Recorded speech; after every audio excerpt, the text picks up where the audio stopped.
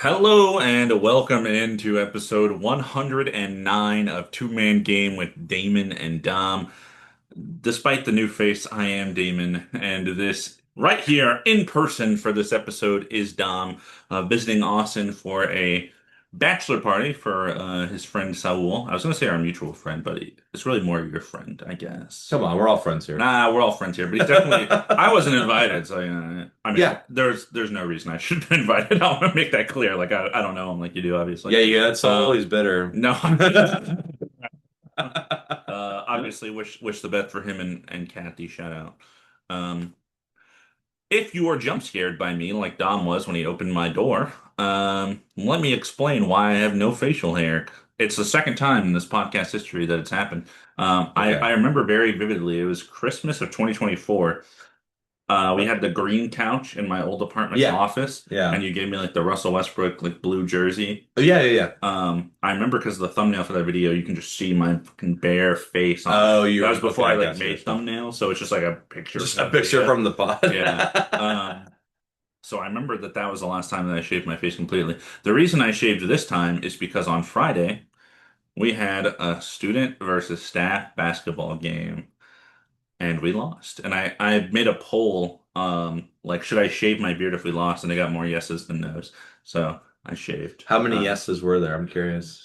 I did it on a Friday, which our campus has a lot less kids on Friday, because a lot of them just go Monday through Thursday. Yeah. And it was probably only like 12 yeses and like six nos or something like I that. Like mean, there a wasn't a lot lot of of votes. no's. Yeah. I feel like if I was a student, I'd be like, yeah, yeah, There are a couple of sure. teachers that were like, "Oh, I want you to save your facial hair. Like, I'm gonna vote no." Those are fun Because it's ones. in like a public area of the school. It's not like in a classroom. It's in like the middle of the school, basically. Yeah, yeah. Um, Not only did we lose, what do you think the score of this game was? How many minutes were y'all playing? We played four 8-minute quarters. Four 8-minute quarters. Okay, I'm gonna. And I'll say this: last year's starting five was me and four people who didn't play this year. Three of them don't work there anymore, and one of them coached the students because they have knee injuries. Okay, Because they tore their ACL in high school, and like okay. playing last year, they were like, "That was a That disaster. I was a don't want to bad do that again." idea. Yeah, so they didn't play this year. And then aside from that, it was like just I was just grabbing scraps basically. They all tried very hard, and I appreciate that. Yeah, of course. I'm Um, gonna say 34 to 20. okay. Um, that's a low ball score, I think. I was trying to think of like They had three senior boys that all played basketball on their previous high school the teams. equivalent to me, I would say from that it's like 54 to 38. Okay. So it's kind of a trick question because we played two games. Um, Thanks. here's why. Okay. And halftime of the first game, 16 minutes of game time, they had 42. We had zero. Zero. I'm mad at you. I'm more mad at you than anything. Here's the thing. This happens to me every year when we do this event, Okay. and it will always happen because I can it's just guess. how I'm built. Yeah. I was really the only person on my team that could like dribble the ball Yeah. and it wasn't stolen, basically. Um, so they score. I inbound it to somebody who throws it back to me because I'm Yeah. the only one who can really dribble up the court. Yeah. One of their three senior boys who have played basketball and are like, pretty athletic, pretty good at basketball, like they're fine, would come up, guard me. I'm trying to get around them. I pass the ball up, turnover.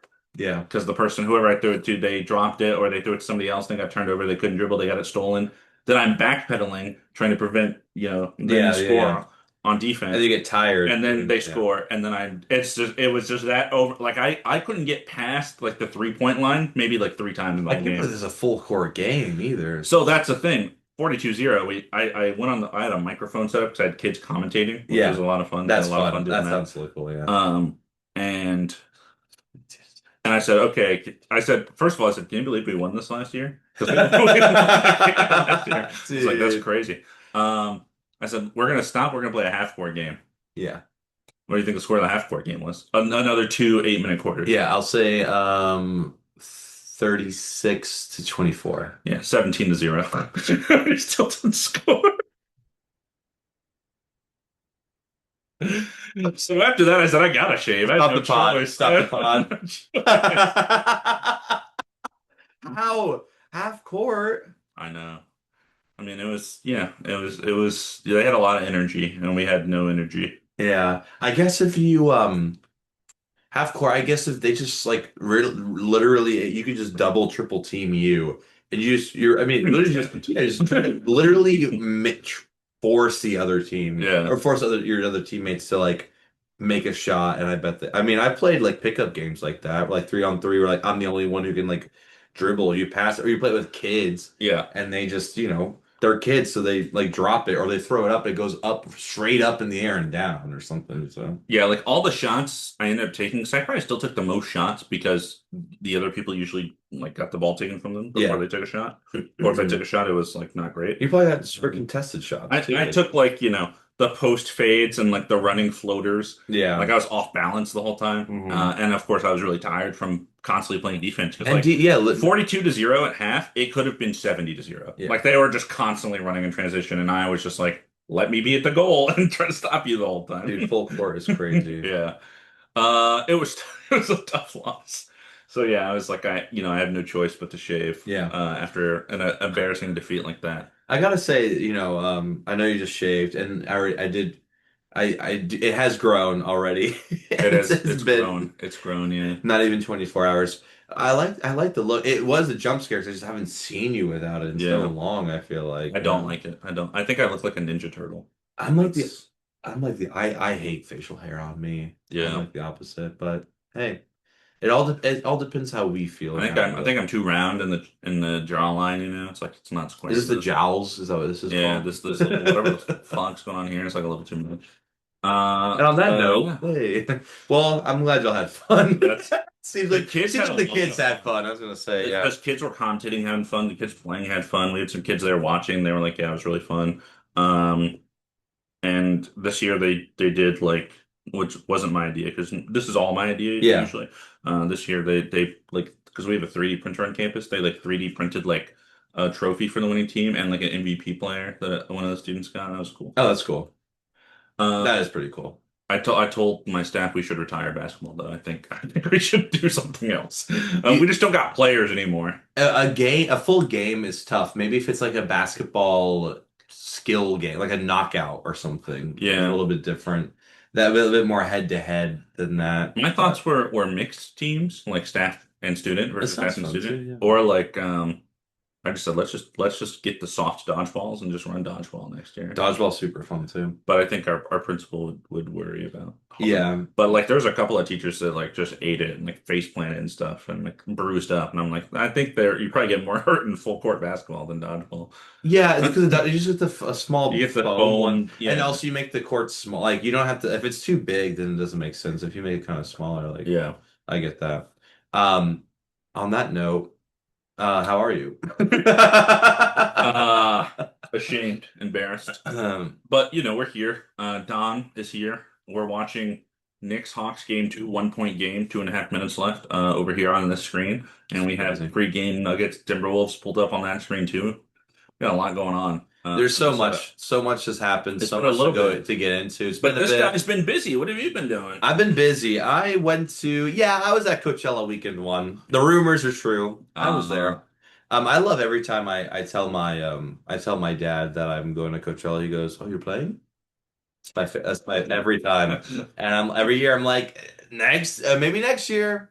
I love that. Shout out, Dad. it's like best artist in the world, most famous people ever. Love that. It was a ton of fun. Had a great time and hung out with a lot of friends. And then immediately drove back Sunday night and then flew Monday here for that bachelor party that I talked about. Shout out Saul. Congratulations to you and Kathy. Happy for you. Went to Big Bend National Park here in Texas, and that was a lot of fun. And I got to see the faces of my friends when they saw gas for $5 a gallon, and I'm Mm, like, LA's like yeah. 5.69. So I was like, that's cheap. But they were like, oh God, $5. Well, I Yeah. mean, I don't even know the last time I like registered gas prices.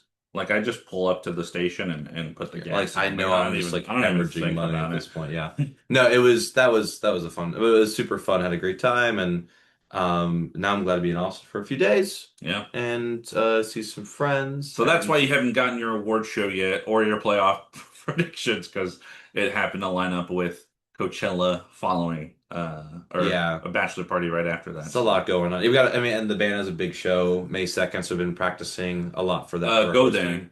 Go to it. If you're in LA, please go to it. Please, But yeah, please. it's been a lot, but I'm glad to be here and talk hoops. I mean, playing tournament, I missed it. Like we were like watching it and we're texting the whole time. I was like, I missed it. I miss having time Yeah. to just sit and like watch a game and like talk about it with friends. And then like now the playoffs started, so now I'm going to be doing that a lot more. And and now everyone else cares too because Right. we care all year. Yeah. But now like I'm at the bachelor Well, party and people are like, oh, so what's going on? I was like, isn't it no, nice to be like the guy that knows love in the it. group? It's like even though we're like, in terms of if you look at any other NBA podcast or like media, like we're very casual in Yeah, comparison to those people for because sure. that's their job.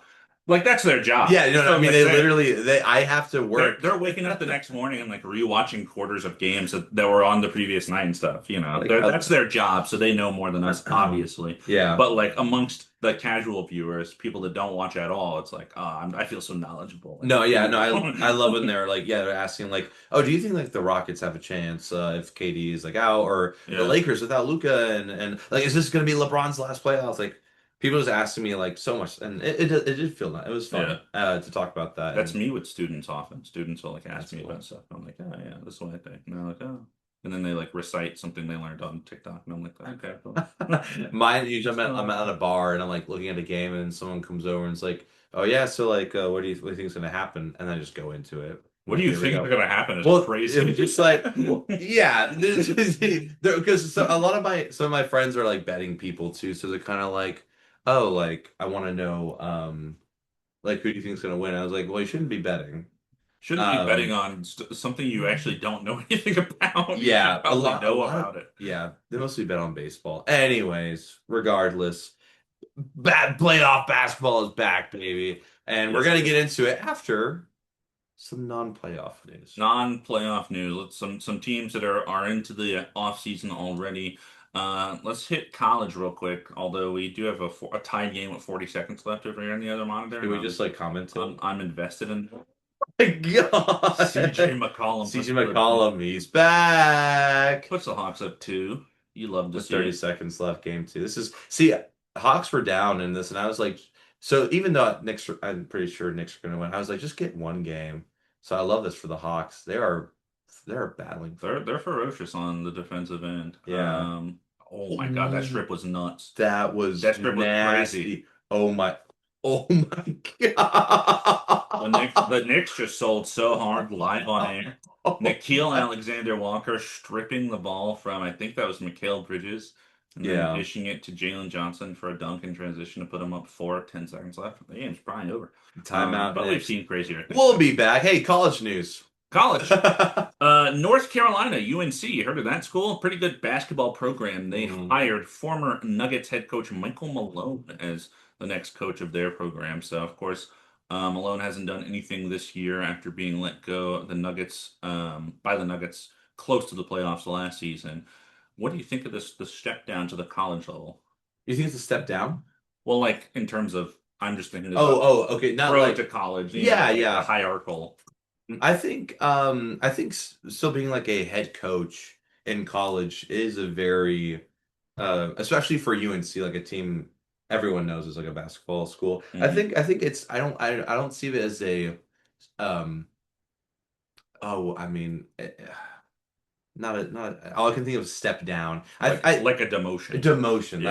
I don't think it's a demotion. I know he did some consult, like he did some. If you remember, he talked. They had him sometimes as a guest on like talk shows, like, Yeah. and he just was. It didn't really fit. It didn't feel like it was a Mm. good fit. I really feel like coaching is his thing, and I do. I always thought it was interesting how some head coaches you'd be head coach for a couple years, and then you would go back to being an assistant. Hmm. So like I understand the idea of I was a head coach. I don't want to go back to being an assistant. It's like, oh, I'm a head coach in college. Hmm. Okay. So, and how do I like this like for UNC? I think it's cool. I know they had one guy for a really long time. Forgot it, not Roy Hibbert. That's who it was just now, right? Roy Hibbert was an Indiana Pacers center. It Oh my God. What am I in like the on? early Paul George days. Um, What am I th Roy is his name. Roy Williams, Roy Oh, something like okay, that. okay, Yeah, okay. they had a coach for a long, long time. I don't know who it just was. I have no idea. I remember I watched some games and he God, I wish I should. It's disrespectful not to remember his name right now. Because I remember.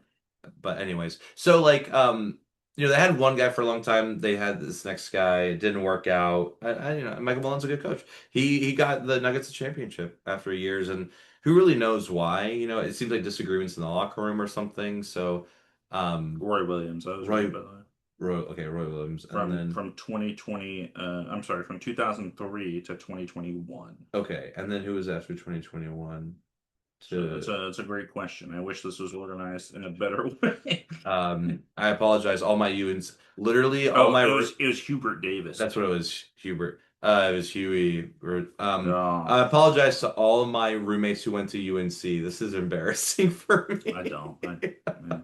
Um, no, but yeah. I like Michael Malone. I think he's a really good coach. I like that he just like says it how it is. Like he doesn't sugarcoat anything. And I think a head coach needs to be like that. So I'm curious to see how he turns around the North Carolina program because the last 2 years I know have been a little disappointing. Anything to add?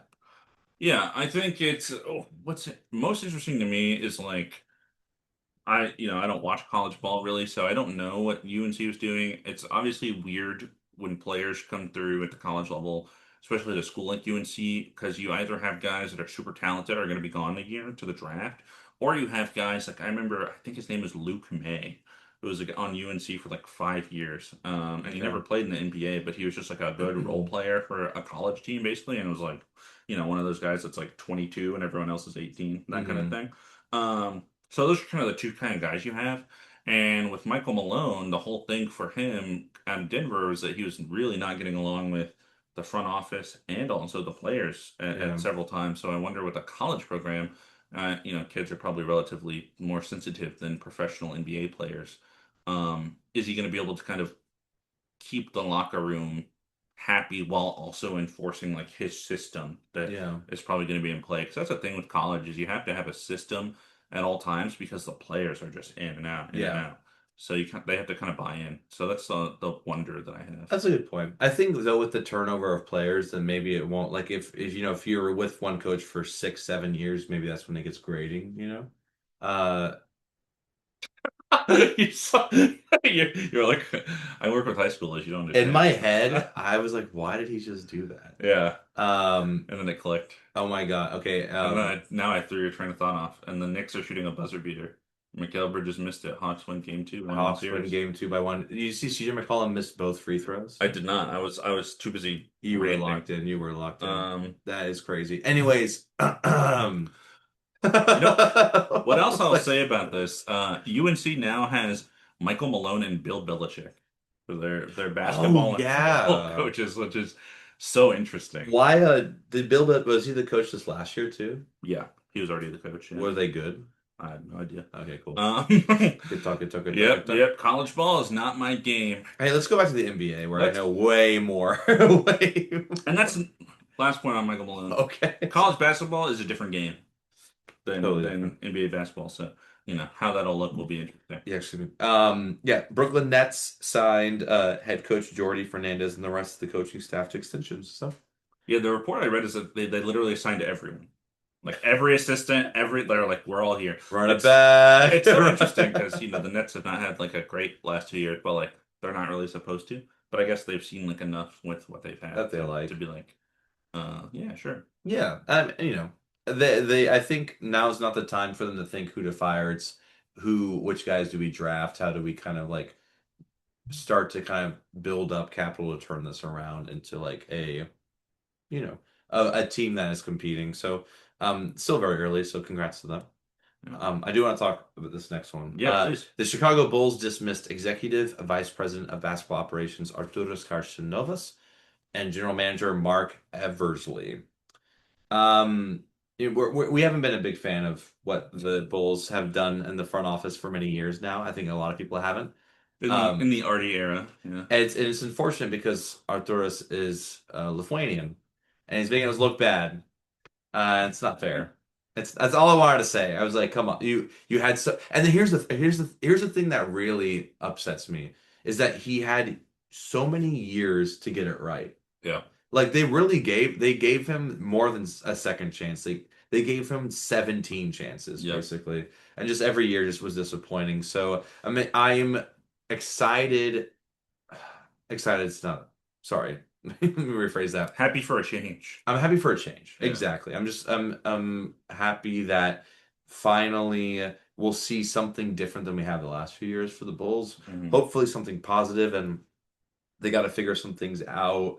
They got a lot of young guards, Jaden Ivey situation. At least they have like Buzalis and like Noah Nsinge didn't get to play this year, so maybe next year he breaks out. Who knows? Hmm. But at least whoever is going to be now has just something to work with. Like it would have been crazy if they kept one and not the other, and then they had to work with someone new. Like it's like here, just like get them out, Yeah. new Clean people. house. What do you think about this? No, it's long overdue. I mean, you look at the Vucevic trade for the pick that was Franz Wagner and Wendell Carter. That doesn't look good. They trade Laurie Markkinen kind of as a throw-in to the Cavs. Didn't really get anything. He's turned into an all-star at Utah. Not for the Cavs, obviously. The Patrick Williams draft pick at 4 looked weird when it happened, and then they gave him 4 years, 90 million extension. That looks terrible. Trade Caruso for Josh Giddey, which I think has worked out better than anticipated, but at the time it was like a one for one for No that picks. guy. What the No heck? picks. Just a lot of weird moves. They trade Kobe White this deadline, who was maybe like the only player on their team that I still cared about. Io, of course, as well, actually traded. So, like, that whole team is now gone, basically, except for Patrick Williams, which is sad. And they kind of just have this hodgepodge of guys that they have to figure out. And I think it's good that they'll let somebody else figure it out. Yeah, totally agree. And if this were an episode where we didn't have so much stuff to talk about, I think it would be great to look at the history of all the moves in this era. Off season, off Yeah, season. I love that. I love that idea so much. I think probably the best thing they did. I mean, I can't think of everything right now, but like drafting Buzalis at like what was it, 10? 11, I think. 11. Yeah, Yeah, the like I think 11. that was a Yeah, really good yeah, move, and he's proving to be like he's getting better. So yeah. And I think he fell. I think he wasn't even supposed to be there. yeah, So. Um, and other teams in the Central Division that are not in the playoffs, the NBA is investigating the Milwaukee Bucks for their handling of the player participation policy and inconsistent reporting in regards to Giannis Antetokounmpo.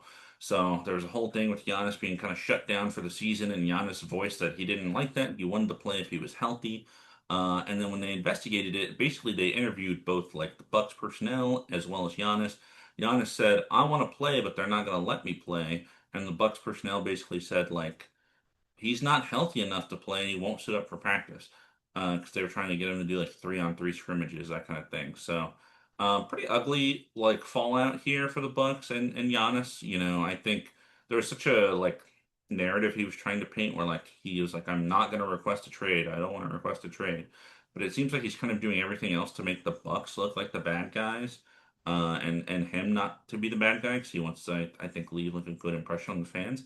But I think previously to this season, if you were like, we're not good enough, I think you guys should just trade me, and he requested a trade, I think the fans would have been okay with that, the Bucks fans, because he's already won their championship. I think if you're a logical fan, you can see that this team is clearly not set up to win another.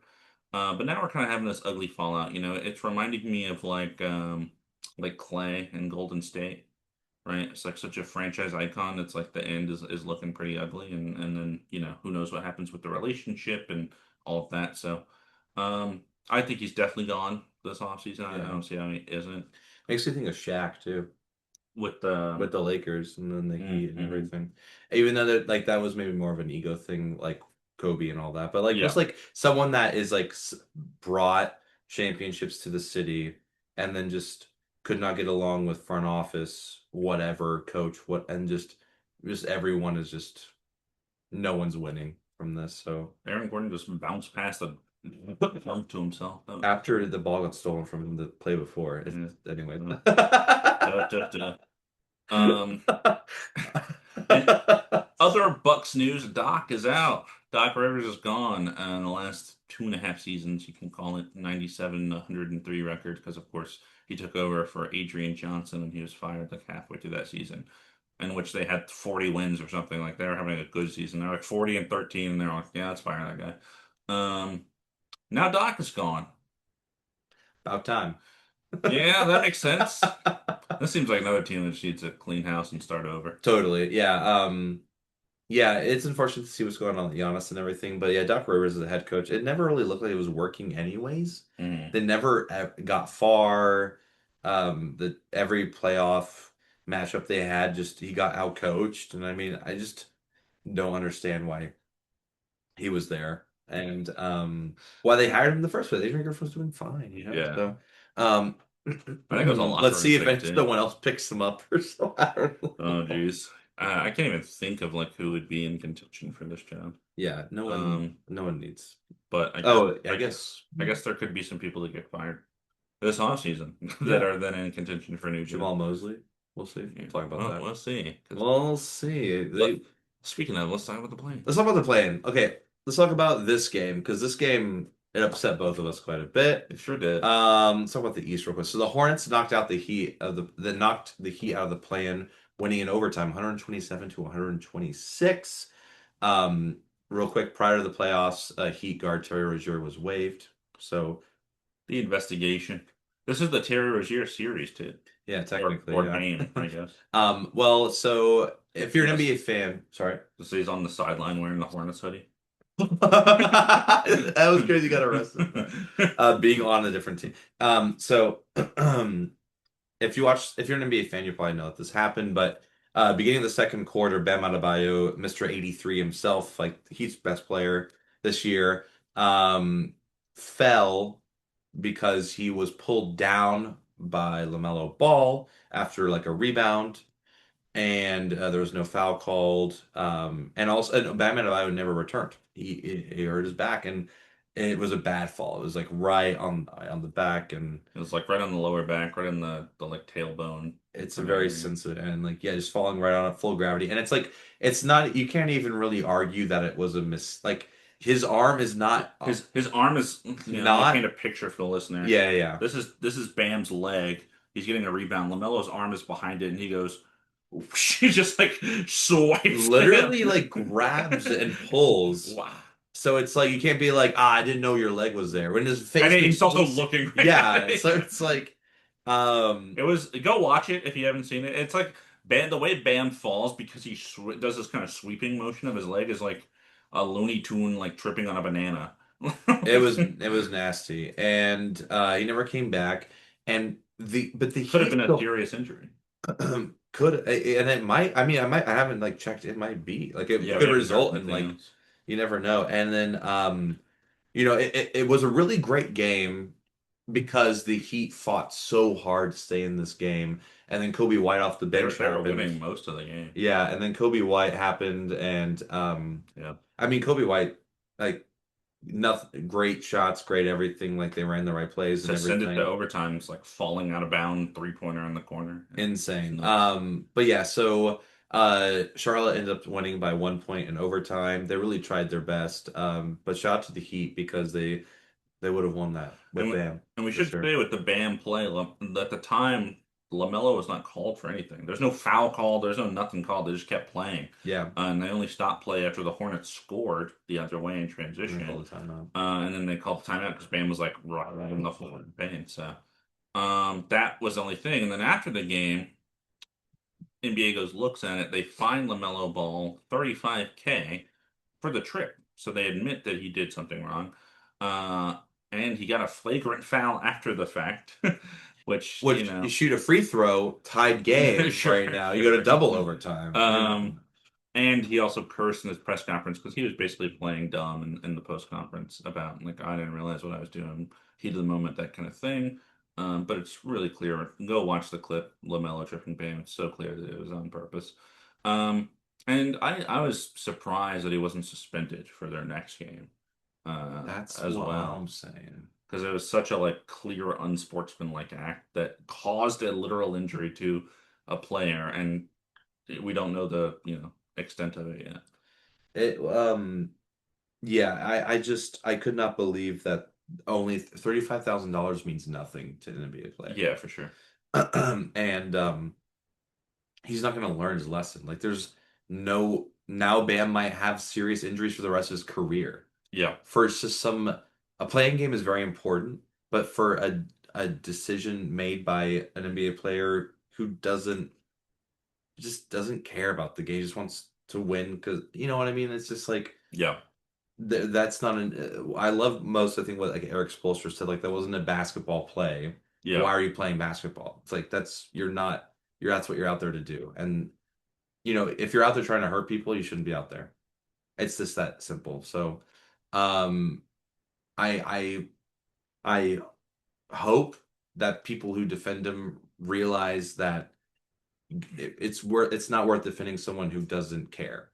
So, I hope that he evolves into someone who's not, um, just seems like a bad person, yeah. just trying to hurt Like people. he is a Like, come on. bad person. And I sent you the clip. A guy I don't agree with often, Nick Wright. First one's first, something like that. I don't remember what that show was Yeah, called. I don't know. Nick Wright, if you look the name up, he'll show up.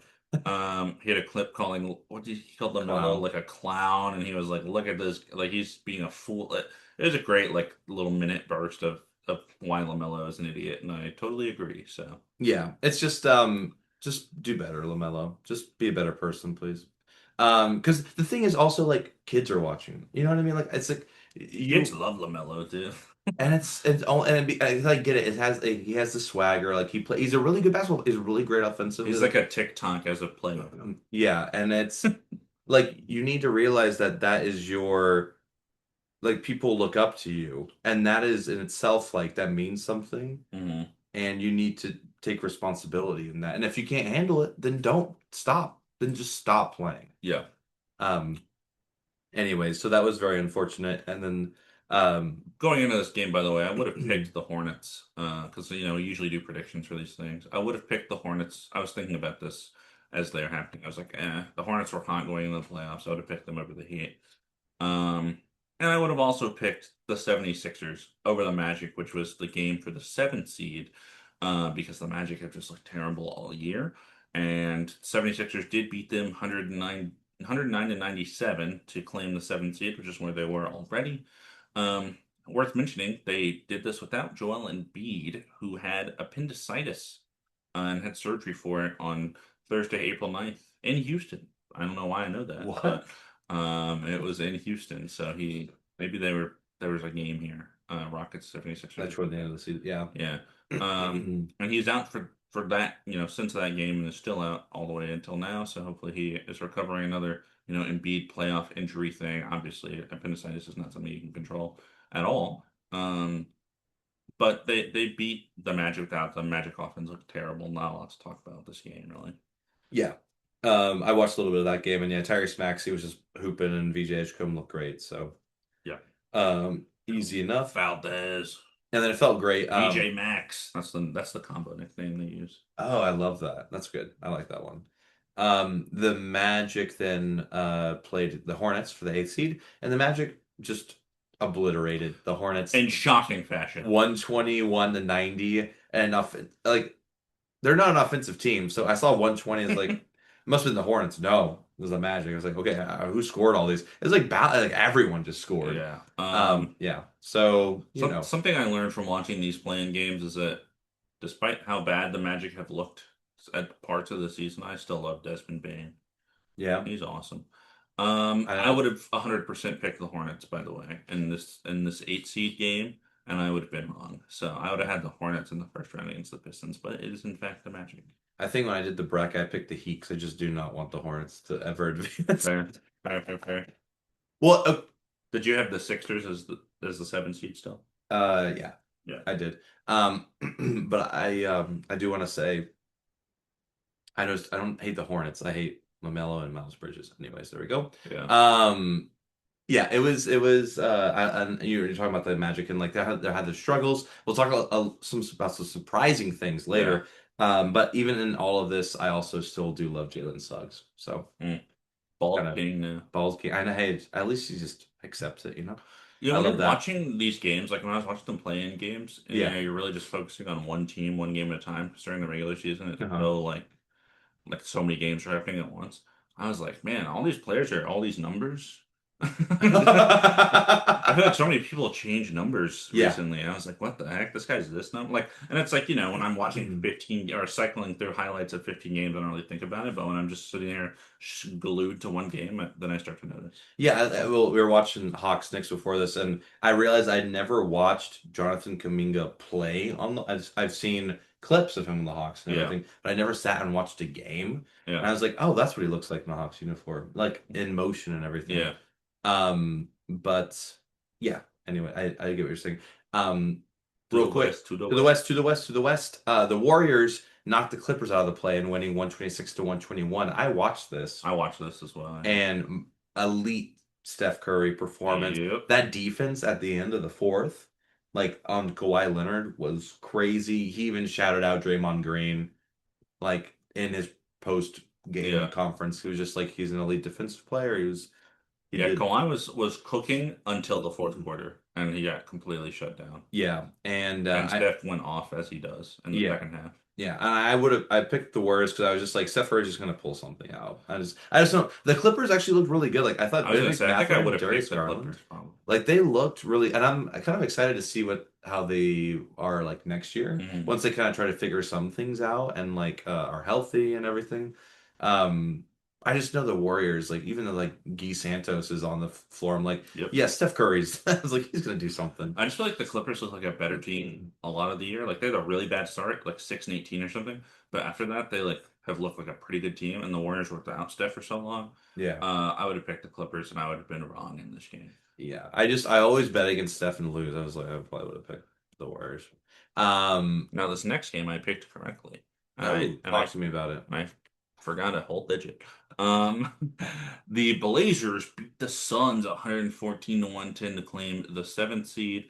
The Blazers, I just feel like have kind of been better as of late. I feel like the Suns had kind of the surprising start to the season, but then kind of petered off with a lot of injuries and stuff. But this was a very tough, competitive, kind of rugged kind of game. Um, and Denny Avdia doing his best Shea Gilgeous-Alexander impression, getting in the free throw line Turbo. a lot. Just dribbling in, Euro step, and then kind of drawing contact, getting free throws. That was a lot of the game, especially at the end. That's why they ended up winning. And the Suns' offense just looked kind of stagnant at times with Devin Booker, Jalen Green. It was kind of, obviously Devin Booker's a way better player, but it reminded me when Jalen Green was on the Rockets and we had Kevin Porter Jr. and it was very like your turn, my turn.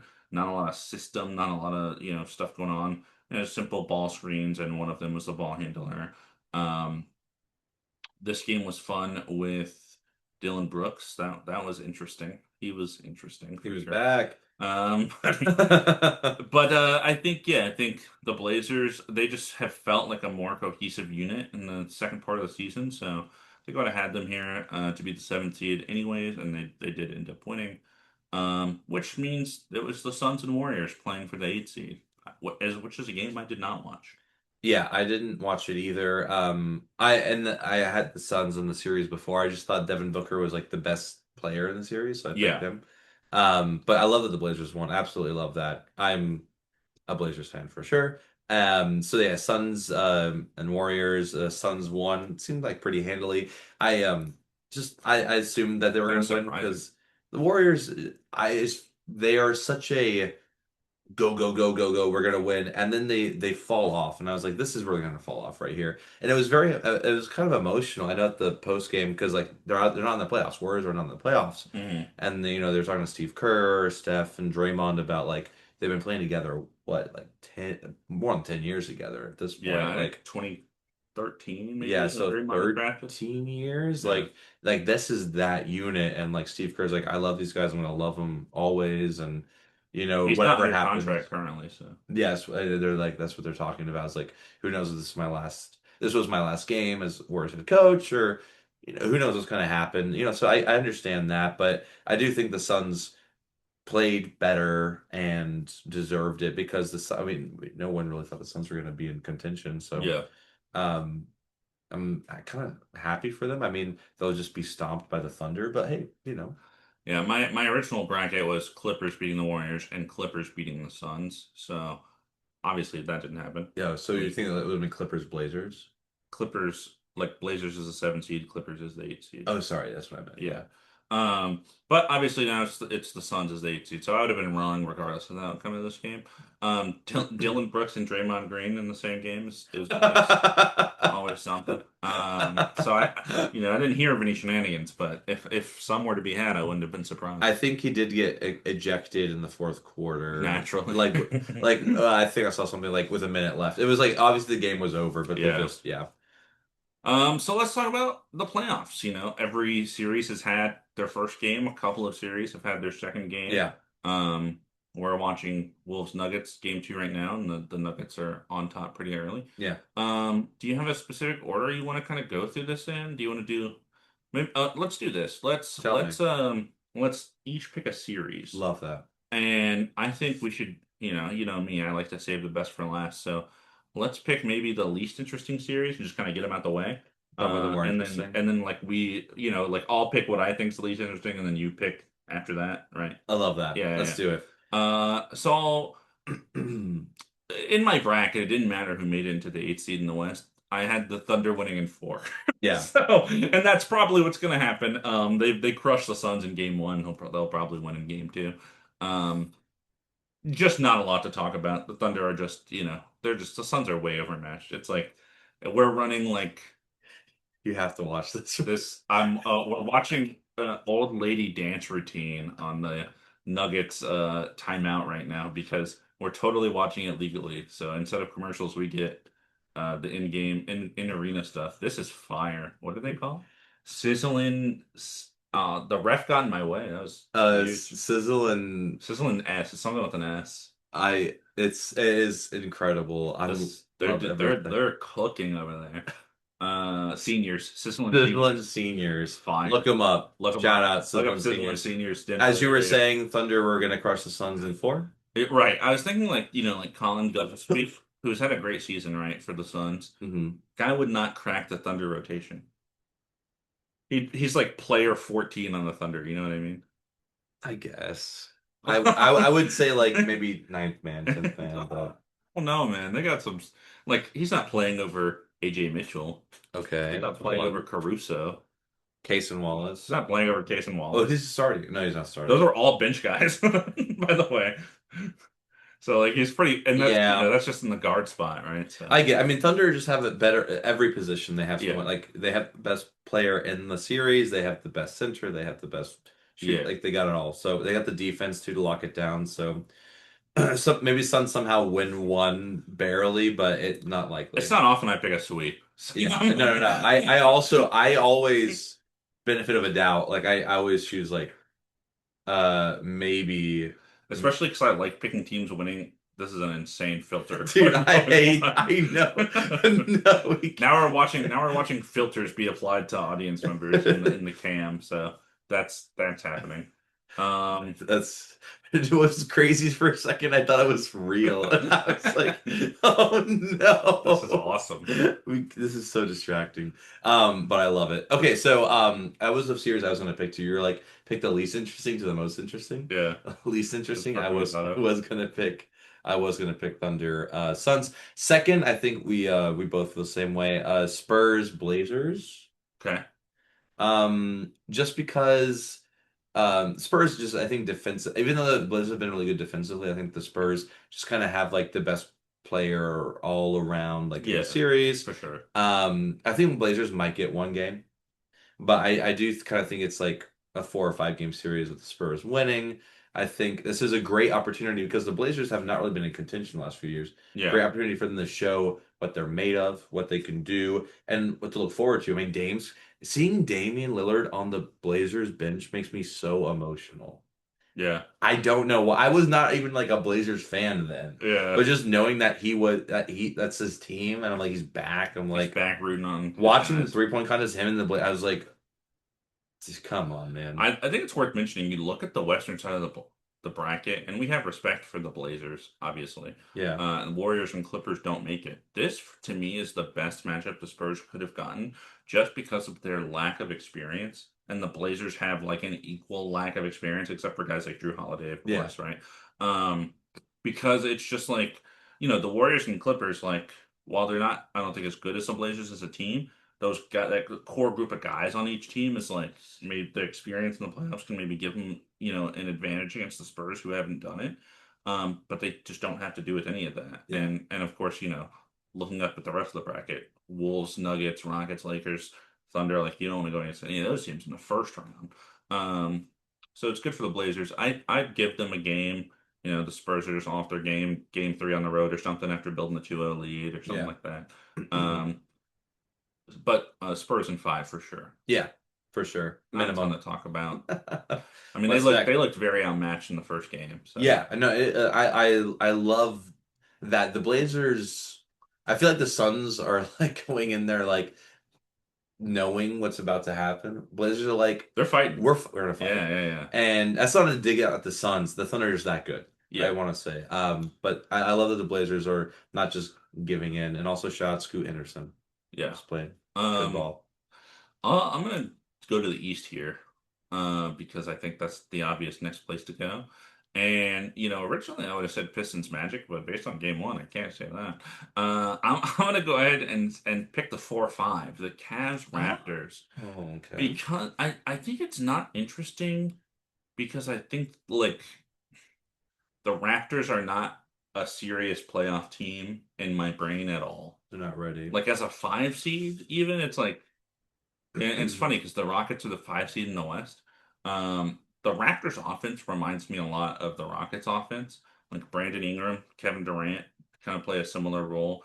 In terms of offensive production, someone like Tari Eason slash Jabari Smith Jr. kind of fits into the Scotty Barnes mold, or maybe the Amon Thompson mold. Actually might fit Scotty Barnes better. Yeah. Um, so the teams are very similar, but the Rockets are obviously like better, like more talented, and the Raptors just don't like they just don't feel like a relevant Cohesive. playoff team to me at all. Yeah. And the Cavs, they're the four seed, but they did have a better back half of the season after trading for James Harden, and they just feel like such a better team to me than the Raptors, and it's 2-0 right now. So far that's been proven true. Yeah. I would say I'll put a little respect in the five seed. I'll say Cavs in five. I agree. I somewhere my head went, but I think whatever about the next year, I Yeah, was gonna say the same yeah, thing. for sure. Especially watching the Raptors. Like I'm a Raptors fan, but they're not ready. Like they don't have really a center that can Jared Allen and Evan Mobley, like they don't have like that guy that they can put on James Harden or Donovan Mitchell. Like they were struggling all. We watched game two a little bit today. Hmm. They're struggling all game. Like who's going to defend these two guys? And they Yeah. had no one. So it's like every other team has that one guy at least who can defend or almost all positions, and who is just that can lock in on defense. And Raptors don't have I that. mean that's Scotty Barnes, but he can only be in one place. The Cavs have so many options. And like Spider's too quick for him. Like Scotty Barnes is really good, but like he was just zooming around him. And then and then you have Mamu down there. It's like he's just gonna go. Mamu or Pirtle, and it's like, yeah, there's Yeah, not. it's just not enough around Scotty Barnes to make it a formidable defense for like. That was Did you see that? he's throwing a tantrum. Yeah, that was a charge for sure. On Bone, don't call the challenge Bones. That was such a charge. You know. Anyways, sorry. Uh, I love having this is my computer can't handle having a game on and potting, yeah. so This is my regular like you mentioned earlier that like you like turn on the playoffs, watch the playoffs, yeah. and like we pay attention all season. Yes, that's true, but that's definitely a charge. He moved his Um, foot. when he got hit, I think freaking out. I will say the Anyway, last like 20 games of the season when it was like some of these games are yeah. I got like every day I got like a movie or like a show Yeah, or yeah, some something song up there. Yeah, that yeah, I'm like I'm not trying to watch this game. yeah. And But now so, now it's basketball. yeah, but yeah, it's just to put it. It's Oh, just, and IQ's out. huh? Emmanuel quickly is out. He hasn't played. Oh yeah, yeah. No, I So noticed that. that's another thing that Yeah. matters. So like, just another playmaker. Like, yeah. So. Yeah, I think Cavs in five. I'm interested to see how they proceed further. James Harden's looking great for them. So, um, yeah, next series I want to talk about Yep. uh Celtics 76ers. Yep. I like the 76ers. I'll be honest, when I said Cavs Raptors, I forgot the Celtics 76ers were in there. Oh, I So thought I was like, oh, so he's going a little dark. Okay. But I still think Boston gets it. yeah. I want to be nice and say six, probably five.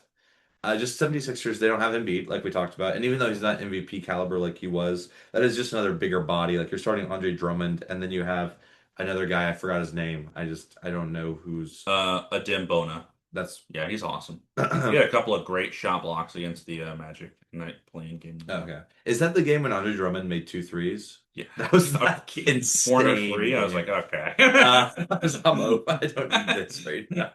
Um, but I He like made 33 in the regular season. That's what they said. I was 33 like, threes. yeah. I was like, oh my God, I didn't I should have realize. been watching 76ers basketball. No, I should. He made 1 3 every 2 games, basically. That's crazy. Yeah, but yeah. So Boston they have the defense. They have Jason Tatum's back. He's looking good. Jaylen Brown is there. Derek White. I mean, just in every capacity, the Celtics are a better team. Yeah. I'm glad that if anything, I'm glad the 76ers get more playoff experience. Even though Maxey has proven himself to be a playoff riser, Yeah. I want to. This is good for VJ. That's Yeah, mostly for what sure. I'm really excited about is that he's just going to get that atmosphere. And Boston's are really good for because that stadium is intense, Hmm. the fans are intense, so you get to really like just feel that atmosphere and get ready like for next year or the year after, and just like I don't think the future for the 76ers is as dull as it was because Yeah. you have Maxi, you have VJ, and like Paul George was fine. He's gonna be gone soon, so you don't have to worry about him. It's not that he's going to be gone, it's his contract's going to be gone. Yeah, exactly. That's the biggest thing.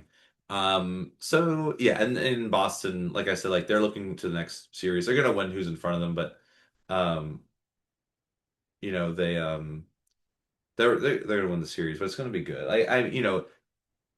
It'll be good enough. I mean, I think the Celtics won pretty handily game one, but Yeah, I would say, like, honestly, like I said, I totally skipped over this as I was looking at the bracket, which is why I went to Cavs Raptors. Um, because that's honestly might be like this could be 4-0. It could be a sweep. it could be. I'll say five because I like picking teams at home often. So you know, 76ers winning game 3 or 4 wouldn't surprise me. But the Celtics, such a thing this year. I've been doubting them all year. It's like they're just churning constantly. They're constantly running their stuff. They don't have a lot of off nights. Yeah. Um, so yeah, they're definitely going to win this series. I'll go ahead and now I'll jump up to Pistons Magic, the 1-8 matchup Okay. here in the East. Going in, if you asked me 5 days ago, 6 days ago, I would have said Pistons in four, maybe. Because the Magic for the last 30 games of the season looked horrible. They fell from like the 4 seed, the 3 seed, maybe they had the 3 seed at one Hmm. point, to 8. It's a lot. And granted, it was a pretty tight bracket, but they lost a lot. And all year they've had this funny thing where either Paolo is out, Franz is out, they play good. They're both together and they suck. Yeah. And that has proved, to be the case until the last 2 games. The first game against the Pistons, the Magic are up 1-0 in the series. And the play-in game against the Hornets, in which they destroyed them, Yeah. where they were just getting to the paint at will. Paolo, Franz, especially mostly Paolo, which is like, oh, this is the guy that what did we put Paolo in, like S tier? We put him as S here. tier? Not an S tier this year. Not an No. S tier year at all. But it's like when he's doing these plays that we've seen the last 2 games, this is what I was thinking of when Yeah. I was thinking of putting him in the S tier preseason. And he just hasn't been that player all year. And I don't know if it's going to maintain. And I think the Pistons will adjust, right? I think they kind of got punched in the face in game one, and we'll see how they adjust. I still am going to pick the Pistons to win the series, of course. I just think I'm really shocked by the Magic's last 2 games, and if they can keep this momentum, maybe it saves Jamal Mosley's job. And maybe the the Magic have to, maybe there's a little less questions going into the offseason, but obviously being an 8 seed is disappointing. And they probably need to make a choice between Powell and Franz anyways. They Yeah. want long-term success after trading 4 first-round picks for a guy in your the 8th seed in the Eastern Conference is tough. Yeah. Um, so there's definitely going to be adjustments. I think the Pistons are going to bounce back. They just got Cade Mack from that collapsed lung pretty recently. Um, so yeah, He looked great though. he looked good. Yeah. I'm going to take the Pistons since they lost game one at home. I'm going to take them in six on the road in Orlando. Yeah, I was thinking I also when we were doing our predictions, I predicted that the Pistons would like fall down a little bit in their standings too, just Yeah, you have the because Celtics at one. I Yeah. did have the Celtics in one, and they kept the one, and I'm happy for them.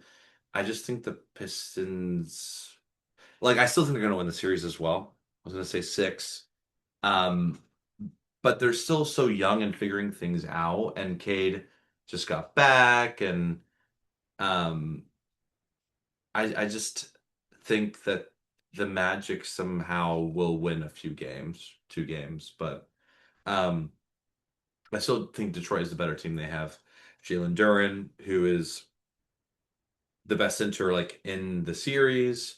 Um, and then I still think Kate Cunningham's probably like the best player in this series.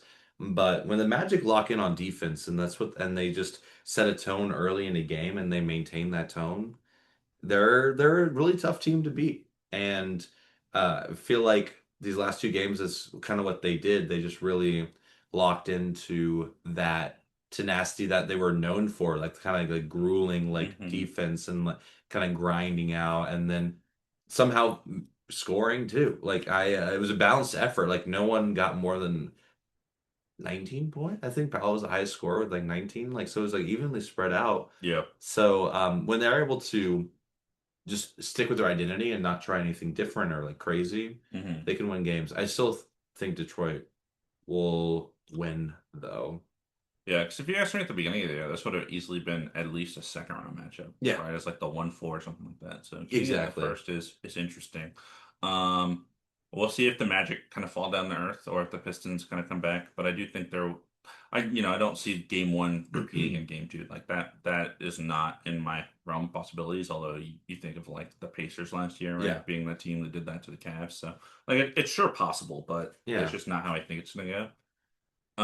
Your choice for series. yeah. Or even the Heat winning the eighth seed going all the way to the finals. Yeah, yeah, yeah. That's Or, crazy. um, anywho, the next series I pick, Two in the West, one in the East. yeah, I hate to do it. I might pick the one in the East. Yeah, I might pick Knicks that's Hawks. where my brain is. Yeah, so it's 1-1 now. We watched the end of game Yeah. two, and that And to what be fair, our interest had been swayed because normally we do this at the start of the playoffs. Some for games have sure. happened, so We are influenced by a couple things for sure. Yeah, like I think the biggest one, Detroit and Matt. That yeah, one is the other ones. I think we have some personal stakes in, so that's why they're yeah, probably higher than maybe some other people would think. yeah. But I say Knicks Hawks. Knicks collapsed game two at the end. Hawks were able to win that. I still would say Knicks are gonna win. They have the better players. They they have the unit that's been playing together for so long. The Hawks have so many new people. CJ, Kaminga, Nikhil's been there all year, but he's still a new guy in the Right. system. So, um, Hawks deserve to win one or two, but Knicks are still just like a better team. They have Jalen Brunson, who's the best player like in the series. Hmm. Karl Anthony Towns, if he is able to kind of um, just be the player he knows that we know that he can be, just really good on offense, passable on defense, then I think the Knicks have this. They just have to. They're going to be watching the game two collapse on repeat. And I know Mike Brown's not happy about that, Hmm. and they're going to really work on that. I wouldn't even be surprised if it's five, just because of what's when you lose like that at home. Hmm. It makes you feel really And the bad, and you just Garden. do everything you can to win. I actually forgot too. Like we've got some kind of classic rivalries. Yeah. And Nick In Hawks, game one, they were chanting F Trae Young, were they who's really? not even on the team anymore. That is insane. I didn't know. I didn't hear that. That's so funny.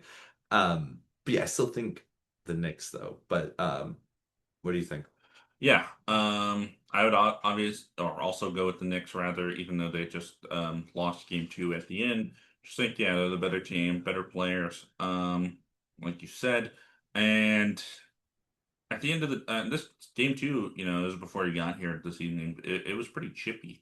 You got into a couple of like Mitchell Robinson came to screen Dyson Daniels and like kind of pushed him down, and then he like walked over his whole body while it was on the floor, One of and then those. Dyson Daniels got up and they had words and such, um, that sort of thing. And I think that these two teams, because of the recent history with Trae Young, and even though he's not there anymore, it's still kind of like the fans still feel it, even Obviously, if the players don't feel it. yeah, And Mitch Robinson was there, so he definitely feels it.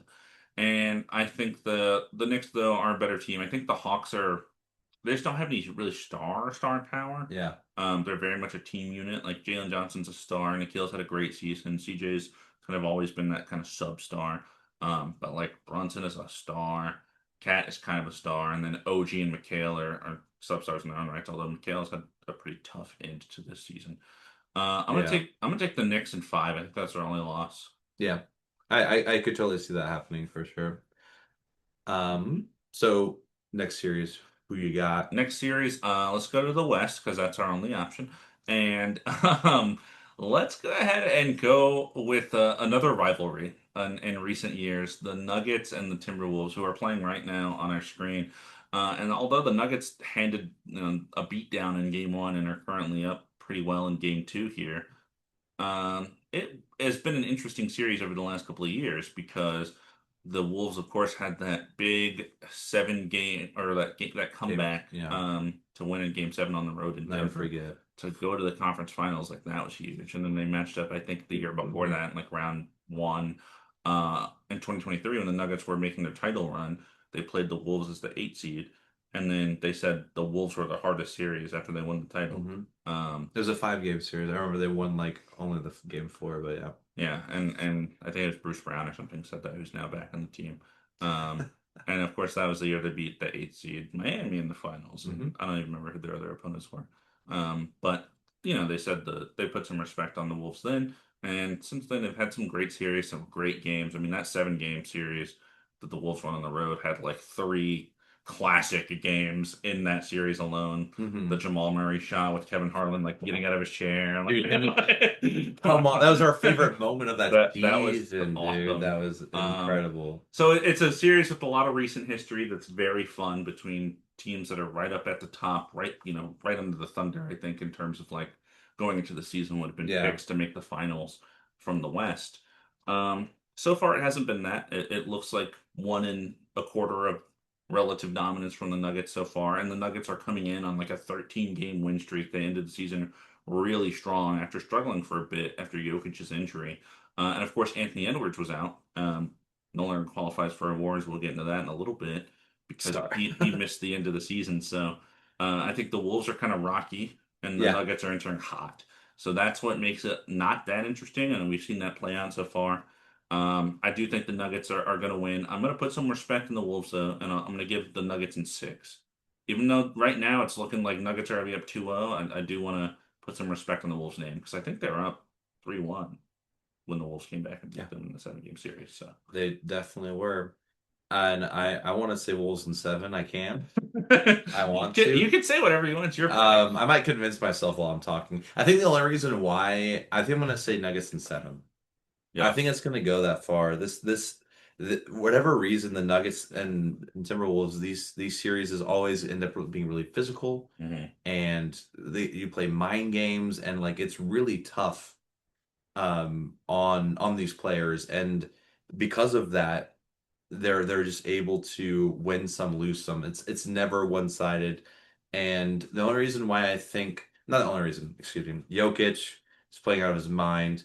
Timberwolves can take advantage of that when he's on the bench, but even then, like, Aaron Gordon is back. They got uh Bruce Brown, Christian Brown, like a lot of people can depend on Jamal Murray, who actually so far has been like, I know he's kind of like dipped in the playoffs sometimes. Hmm. He's playing super well. He's He's had playing he's had great. great playoffs too. Yeah, I would say I was thinking about this when you were talking.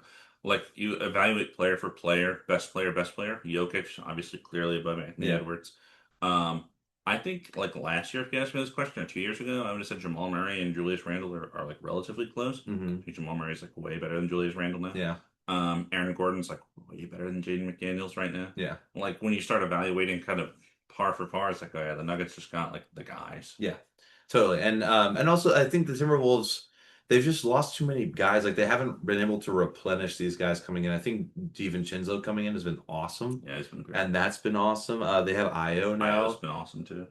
but he's still so new. I just don't think they're really ready to push forward. I really hope this offseason they kind of obviously Anthony Edwards is the guy, but like besides him, like you just build around that. Yeah. And I think that another reason why I think the Nuggets will win is just because Anthony Edwards is he was injured and obviously now he's like playing through an injury. He's not 100% and even though he's able to play and kind of be like a decoy at some points. I Mhm. saw him earlier grab the ball and Jokic basically just like checked him like just full bodied into him and he barely moved and I was like these guys are strong. I was like Mhm. that's scary like how much they just like are able to like lock into that. So it's going to be an amazing series. I just think that the Nuggets kind of have the depth Yeah. for sure. And they have the guys that have been doing this for years. They have that championship winning mentality already because you have guys back that have won it already with them. And last thing I want to add, I just noticed while watching Bruce Brown has a Denver Nuggets tattoo. Oh, wow. I didn't even notice that. I just there was a play where like he like does like swiped the ball and the Edwards hands went outside. And I saw on his shoulder, I think above his left shoulder, it's the Nuggets logo and like some trees. And I was like, I guess he got it after they won the As I say, championship. after a championship, yeah, man, I'm on cloud nine. Yeah, but it's just imagine being on a different because he was on the Pacers and then the Raptors and the Pelicans and he has a Nuggets tattoo. Yeah. Weird. Hey, I think you get that when you valid. retire, but you know. Valid. Hey, I don't have an NBA championship. What can I say? What can I can't say anything. if you don't remember, you were the Lakers' 15th man back in '09, I think. Always. Yeah. Always was. Or was it '08? I always mix the Celtics and Lakers. Oh, eight or It 09. is '09. It's '09. We lost in 2008. Thanks for reminding me. You're welcome. Uh, But no, '09 was against the Magic, and then it was what's 2010. Anyways, what's the last series, though? last series, duh, Lakers Rockets. It happened. It happened. Tell me. I want to talk to me about it. Okay. So we thought this could be possible. Our teams going against each other, which is very fun. And if you had asked me 2 weeks ago, I would have said, "Oh man, you're probably going to beat us in five." Like the Lakers look really good in the second half of the season. I've complained about the Rockets' offense all season. Not feeling great about it. And then prior to the playoffs, um, Lakers had a couple injuries. I'll let you talk about those in a second. A couple pretty important injuries. So I said, okay. And then what's crazy is right after like the Zach Lowe, right, and other people, like basically out of that tier of Spurs, Nuggets, Wolves, Rockets, Lakers, it was like unanimous for the media because that's kind of where the seeding was between two to six, Hmm. maybe three through six. It was like everyone wants the Rockets. Like you want the Rockets to match up with in the first round, clear as day. And then as like soon as the injuries come through in the Lakers, which are big injuries that Dom's had talked about, it was like Rockets in five. Like it flipped like that. It was crazy. It was like whoa. That's Um, that's how bad it was. and coming into it, I don't think I was quite there because I just have so much pessimism of my own team. I probably would have said Rockets in six at home in Houston. And then we lost game one. And the Lakers are up 1-0. They played a very valiant game. Um, I'll still say Rockets in six because there's no way I think we're going to win in LA. And then also, this series is the one with the most variety because you have two players that we don't know when they're going to come back. If they come back at all this round. Yep. So the two injuries that Damon is referring to Yeah. is first off, I believe what was the order? It was Austin's first, right? I think so. Yeah. So Austin Reeves, our second best player this year. Yeah. I think argue not even argue, it's just No, like I objectively second Ron best was player. number three this year for Yeah, sure. for sure. Austin Reeves diagnosed with a grade 2 left oblique injury that will sideline him for the start of the playoffs. So um I saw that and I was like, okay, our offense is gonna take a hit. Yeah. We got Luca. It's okay. He's a powerhouse on his own. The order LeBron might have can been step up. reversed. I don't Actually, I'm remember. pretty sure it was Luca. I think Luca was first. Luca was first. Anyways, Luka Doncic is also out. So, yeah, Luka's was first because I remember, yeah, he was diagnosed with grade 2 left hamstring injury that was sidelining him for the start of the playoffs. It's going to keep him at 64 games played for the season. We'll talk about like awards and everything in a little bit because that to me that's secondary. The playoffs and championship is first. So Luka's out. LeBron can do a lot of what Luka can do. He's playmaking, so we have that. Austin Reeves is really great offensive microwave, and they've played together for years. I trust that unit. And then it comes out maybe 3 days later, if not sooner. Like Austin Reeves is out for the start of the playoffs, and that was like our championship. Everyone was like, I mean, like Lakers are right under that tier, Yeah. Thunder Spurs for sure, and then like right under like. Lakers are there. No, without those two guys, I mean, I was also like, well, there it goes. There's the Next year season. we got next year. And we got the Rockets matchup because we fell and we were 3, so it was gonna be 3-6. Yeah. And then we fell. And the Wolves fell with Anthony Edwards out. Yeah, exactly. So it just kind of ended up being 4-5.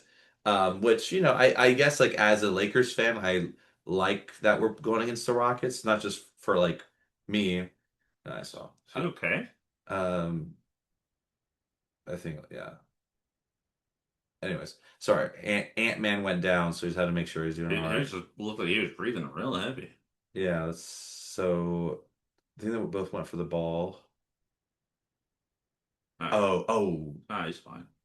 yeah, he just kind of fell on his neck though. He'll be okay, hopefully. Anyways, these guys are Live strong. games happening These as we're guys are talking. strong. They can do it. Um, So I'm glad we got the matchup because like we talked about all season that the Rockets just don't have like usually the offense, the playmaker to kind of help generate. They have KD, that's formidable, obviously, Who was out in game one and our offense looked horrible? which was I was just about to say that I pulled. So I was at the bachelor party Yeah. and shout out Saul again. He's a Lakers fan. We were like, oh, we got to pull him the game. Hilariously though, the wind was so bad that the power kept going out like every few minutes. Oh, goodness. So it just like we had to keep pulling up the game over and over and over again. Um, but yeah, I didn't see KD playing, and then I checked the starting lineups, and he wasn't there, and I was like, he's out? It Like was the like injury? very last minute. Yeah, Yeah. date and then he's day to He day. hit knees with somebody in practice or something like that. Oh, really? Yeah. Oh, And he jeez. like warmed up and everything, and then he was out. Yeah, so game one you don't have KD sucks. Makes sense though, he lost without Yeah. KD. We Yeah, have the no Rockets offense at offense. So all. I was watching it, the Rockets ran the exact same play, I think if not every, almost every time. Basically, someone dribbled down the A court, little had two-man game. a little two-man game, and then there would be one person in the corner, either Jabari like every play. Jabari or Tari, Yeah. or I think Dorian played. Josh Okogie was out there a lot. Yeah, just someone in the corner. They would just two-man game, and then someone would come in because like the paint would collapse. They just kick it out, hope to make a three. Yeah. That was almost every single play. And yeah, we were just able. Lakers found a way. LeBron play almost had a triple double, Yeah. 2 rebounds away. Vintage. Vintage. DeAndre Ayton DeAndre Ayton played played great. so well. I was shocked. I was like, he's like playing like he's on the Suns again. I was like, oh my God, Yeah. dominate. Dominant. And then I cannot Two-man game with Damon and dominating. Go ahead. can't be remiss.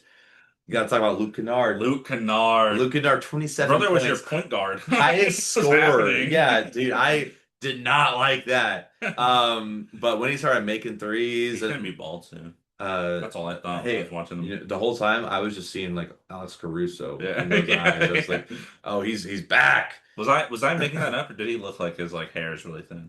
Oh, it's been super thin for Yeah. like a season or two. Yeah. Yeah. The all I feel like it's just the stress of being in the league because I think like everyone goes bald. It just really seems like Injecting that. testosterone constantly. Yeah, probably that too. Doesn't help. But yeah, Lakers were able to win the first game. We just all around were able to defend. LeBron was I guess he was just able to find the open man because and because my concern is that like we don't have any way to generate offense. So we just have to be that good on defense, kind Hmm. of where my head was at. And so we were able to maintain really good defense. And on top of that, LeBron generated offense. When he was on the court, I was scared. It was like, Hmm. who's going to be playmaking? Bronny? They did play for a little bit, and Yeah. I guess that was kind of There's a little cool. Father father-son thing son in the playoffs. playoffs, yeah. Why Um, is Anthony Edwards by David Allen? What is happening?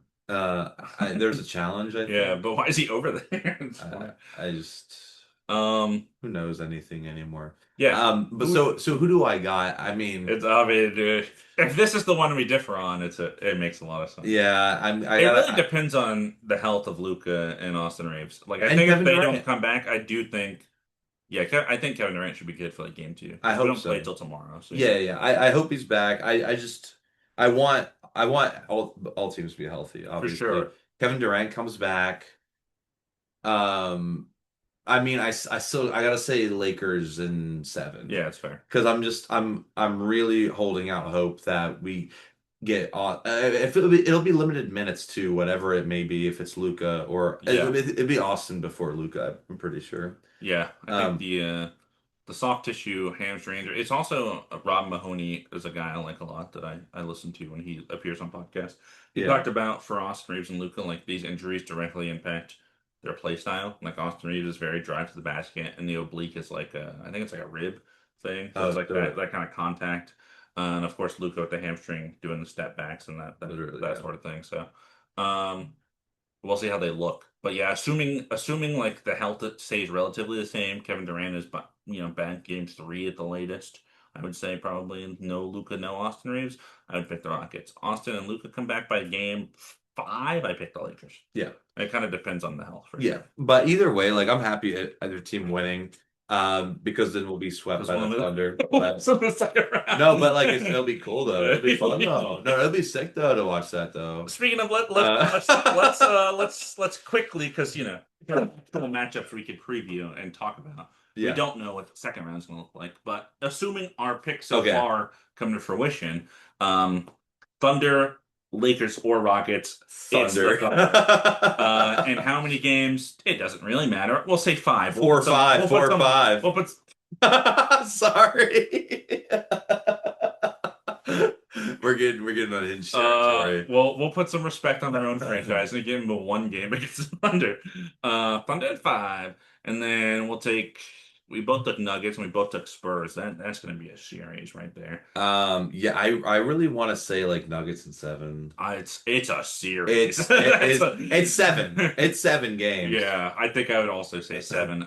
Did you see by the way in Spurs game one they did the city jersey with the Fiesta court, Yeah, and then in the audience they had like each section wear yeah. a color of the Fiesta jersey. I I thought that love was really that. cool. I love when It was any awesome. stadium and I arena. wish their Fiesta jersey wasn't black, but Yeah, like embrace the color. Like I was gonna say, I love it when they embrace all like the different colors and the unique colors because no other, yeah, and they're like, oh, but it's a black jersey. I'm like, come with just the stripe on it. on. Yeah, I thought the sectioned audience was cool. It was so cool. And I wish they did that more, like especially in the playoffs. I know the Thunder really lock in on that. Like it's They did the always like game shirt, white always and white. blue. Yeah, Yeah. Um, but I know it's expensive, but it's also like your team's in the playoffs. Come on, you can afford it. you're like billionaires owning the Yeah. teams, So whatever, man. okay, Nuggets Spurs, who you Nuggets. got? This is the hardest series maybe of all to predict. This is a wacky little series. With the experience, I'm gonna say Nuggets in seven on the road in San Antonio. That's my head just goes to experience. Yeah, The Spurs will be back. yeah. Nuggets, I think this is like there's a couple more years of this window. Spurs are gonna be totally fine. And we'll see. Maybe our opinions differ after the first round. We'll come back and talk about it. When did But the Timberwolves get the lead? That's what I was yeah, pointing they're at. they're they're coming back. They're cooking. Let's get 7 games. Let's Come on, go. man. Okay, yeah, Pistons, Pens, Cavs. Cavs. Oh, this is That's a fun series. this is be fun. I think I have to go Cavs in 6. I'm gonna put some respect on Jared. I'm gonna say Pistons in seven. Okay. I think it'll be hard, but I think they can make it out. I think so too. I just the experience to me. I think Then it they gets lose to to the me. Magic in five. Uh, Like, I had him in the conference finals. Damn. But yeah, I think it'll be a really good series. Yeah, for sure. Pistons Cavaliers. I just I think mean, that this Cavs team, this should be the team, right? It's like the 3 years in a row they've kind of disappointed though. So yeah, totally get that. We got Knicks Celtics. Knicks Celtics, I'll take the Celtics. The Knicks won the series last year, but the Celtics look somehow even better with worse players. I don't know how that's possible. Um, I'll take the Celtics in seven though. Yeah, A lot of good second round series in these in this bracket. The second round is where the excitement really begins, I think. yeah. I was gonna say probably Celtics in seven. I don't like it. I just think the Knicks might get a little too just too worn down. But Hmm. they already kind of seem worn down by what's going on. Like I think the Celtics almost cakewalk 76ers. So like Hawks are gonna grind them down. Yeah. So I think Celtics, and I don't like saying it, but I think seven. I think it's gonna take. Yeah, it should hopefully be a good series. Yeah. So that leaves us Thunder Nuggets in the conference finals in the West. So the Thunder are in the finals after, I don't even know, 6 games on the road in Denver, game six. I just kind of hate how like we know where this is going, Yeah, and I don't like it. yeah, Because it's funny because it's kind of what we had I think the same last year. I think it'll be Thunder in seven. yeah, that's fair. I just think they're more experienced and Denver played them to seven last year, yeah, I know. and they won the championship. So I Yeah. mean I just think if they can do that, they can go all the for way. sure. Yeah, Yeah. no, absolutely. I could see the Nuggets winning in the conference finals against the Thunder. I'm not Me gonna too, yeah. pick that, but I could see it, right? And again, when we actually get to the conference finals and see how these teams have played, see their health situation, Yeah, we'll make another pick then. exactly. Um, Pistons Celtics. I would say Celtics in six. Yeah. I think that's safe. I think At home, Celtics in TD six is a Garden, good pick. game six. Yeah, Yeah. there's so much experience in the Pistons. I think the Pistons wear down this like I think it's a lot of really good That was defense. awesome. Airballed it. I just watched it. Didn't count because He like, grabbed yeah, it was I think the Pistons will like defend super well, but offensively I don't think they'll be able to keep up with the Celtics. yeah. And of course that's our favorite matchup. The Thunder and Celtics, the finals that we predicted last year, and you picked the Thunder and I picked the Celtics, and the Uh, Celtics didn't make the finals because Jason Tatum tore his Achilles. you didn't Uh, know that? Come on, man. I mean, they were losing to the Knicks anyways for those two crazy first games, but you I never know. know. I'll pick the Thunder, Yeah. the first repeat since the Warriors, since the KD Warriors. Yeah. I'll say Thunder in like six. Yeah, six feels right. Yeah. This feels like a playoff team that would not play any 7 game series. Yeah. I'm curious to see if Hopefully we're wrong. hopefully we're wrong. I love the parody. So it's nothing Yeah. against the Thunder. We just want to see a new team Just a win. new team to win. Yeah, it's just someone who hasn't. And like if it's anyone, like, I think Nuggets are up there. It I would be so think hype if it was like a Pistons Spurs finals. That would be hype. Spurs? They haven't won with this core. No, I know, but like they'll be good for so The Nuggets long. won 3 years ago. Yeah, but the Spurs will be anyways. Spurs Pistons would be sick. Uh, Somehow the Um, Lakers and Rockets are going to play again in the finals. So. somehow that's gonna be like Lakers Raptors, and we'll just sweep them, I guess, without Luka and Austin. No, I'm kidding. Anyways, yeah, that's our playoff predictions. It's the Thunder. Ooh, go five. But we'll Crazy. talk about it more once more playoffs have happened. Yeah. Now we need to get through the rest of the awards that we never talked about. So we alluded to this earlier. Luka Doncic and Cade Cunningham both made appeals to qualify for awards because they both missed the 65 games. Of course, if you're not familiar with this, let me quickly explain it. A couple of years ago, the NBA enforced this rule, the 65 game rule. Maybe it was last year even. And basically, out of the 82 game season, you have to play at least 20 minutes in 63 games and at least 15 minutes in the other two for 65 games. Otherwise, you do not qualify for certain awards. It's not every award. MVP, DPOY, I know are two that you have to have, as well as the defensive teams and NBA teams that that matter for those. So Luca got injured, did not meet 65 games. Cade had a collapsed lung, did not meet 65 games.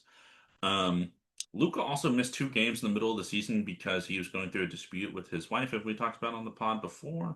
and he went to Slovenia for the birth of his second child because that's where she was. So he missed 2 games during that, and then he had the hamstring injury, and he hit 64 games. They said, okay, there's like a clause in the 65 game rule that's like, certain situations maybe will allow it. They allowed it. Cade played most of the season, got a collapsed lung, missed the last, I don't know, 5, 6 games. So they said, okay, collapsed lung, like, what are you gonna do about that? Like, that's not, you didn't tweak your ankle or something. Like, your lung stopped working. Yeah, Um, so that was crazy. And then additionally, Anthony Edwards did not win his appeal. He made an appeal as well because he missed just kind of knick-knack injuries here and there, ended up falling short of the 65 games, and they said, sorry, but should have played one more game, 2 more games, however many games. So he doesn't qualify for any of these, except he is a finalist for one of them. Clutch player? Yeah. Despite not qualifying. So, because you don't have to meet the 65 game rule for that one. Yeah, I was a fan of the 65 game rule up until Anthony Edwards wasn't allowed to be nominated for All NBA. I Yeah, and now I see the fact now I see yeah, where it doesn't yeah. I think we make. both liked it when we were like, "Oh, that makes sense." Like players will play. I also don't think that it works. Like I Yeah, don't think it it makes players hasn't play. exactly. So Yeah, it hasn't been enough because the thing is like a lot of these like Anthony Edwards was injured at the end. Like he would have played if he could have. yeah, So it's like things like that just tend to happen, and we see that now, and that's okay. Like it should be okay that you try. it's okay that you can change your opinion. Yeah, well, yeah, and it should be okay that like the league tries new things, it doesn't work out, then you take it out. You know what I mean? Like I think that makes perfect sense. Um, so Yeah, I don't know what the solution is, but I think the 65 game rule is kind of not working. Honestly, I mean the solution is shorten the season, but they'll never do that. yeah, well, and I'll shorten the season, and also I like this idea I heard somewhere too. It's like it's up to there are these people who vote for these, I right? was gonna say So that. it's like Yeah, it's up to them. Like if they don't think that someone played enough games, they won't vote for them. It's yeah. that easy. And It you have kind to of trust them, which is the hard part. it implies like it was Zach Lowe talking about this. It was like it implies that your voters are kind of stupid and can't sparse. Player X played 62 games and did this in 62 games, and player Y played 69 games and did this in 69 games. Hmm. Now you're just automatically eliminating this. Like you can't even think. Like Yeah. it's possible that player X was more valuable in 7 less games than the other guy. Whoever Yeah, yeah. I so get like that. that happens. Um, so yeah, so no Ant, so you won't hear us mention him for any of our awards except for the ones that it doesn't matter. As well as All NBA and stuff like that, but you will hear Luca and Cade most likely. We've already talked about both MVP and Defensive Player of the Year on previous pods, but I do want to kind of now that the season is wrapped up. Yeah. Um, MVP, I don't agree with their finalists. their finalists are Yo, Nikola Jokic, Shai shit. Gilgeous-Alexander, Victor Wembanyama. See, and the only reason why is because I don't agree with Shea as much as I would Luca, or because without Shea, the Thunder are still almost as good. Yeah. Like he's really the team is just that well constructed. It's a testament to the team building. Hmm. I think Jokic is so for me number one because Hmm. without Jokic, like the Nuggets are lost, you Hmm. know. And then without Luca, the Lakers are a playing team, if that. Hmm. So Thunder would have been 2, 3 seeds without him. So, you know, I don't agree with that. And Wimby is much either because the Spurs are just as good. Anywho, I think it should be Jokic, but with the finalists they have now, but Yeah. I've made my picks without the finalists they have now. And I went into it, I delved into the research as I often do, aside from just watching. hmm Um, and when we did this last time, or like 3 episodes ago, maybe it was the MVPs beyond the MVP or something like that, because it was like Jokic and Shea are 1 and 2. Who were the rest of the guys? And we talked about Luca and Ant and Jalen Brown and all these other guys. I think at that time I would have said Shea. I also think Jokic should win MVP. I think Shea is going to win it. I think he's going to win back to back because that's like the narrative aspect. It just makes sense. Um, but I looked at looking at this stuff, And I think people also are digging Jokic on his defense after he came back from his injury halfway through the Hmm. season because he was a little slower on his feet, not playing good defense. He's already kind of known for not playing good defense, and Shea is known as a good defender.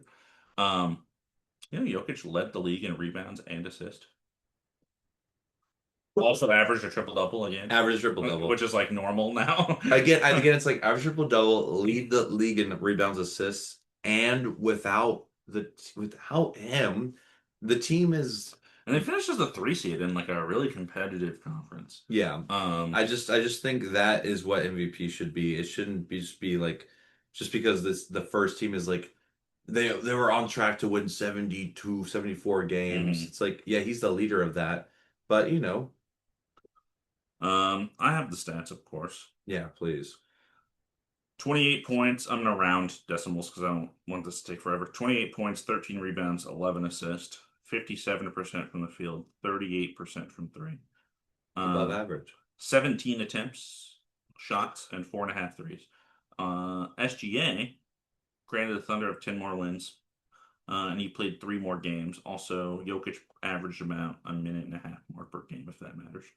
Um, 31.1 points, which is second in the league behind Luka. Six and a half assists, four rebounds, 55% from the field, 39% from three. So he actually was like just under efficiency in terms of overall, but did shoot more efficient than Jokic.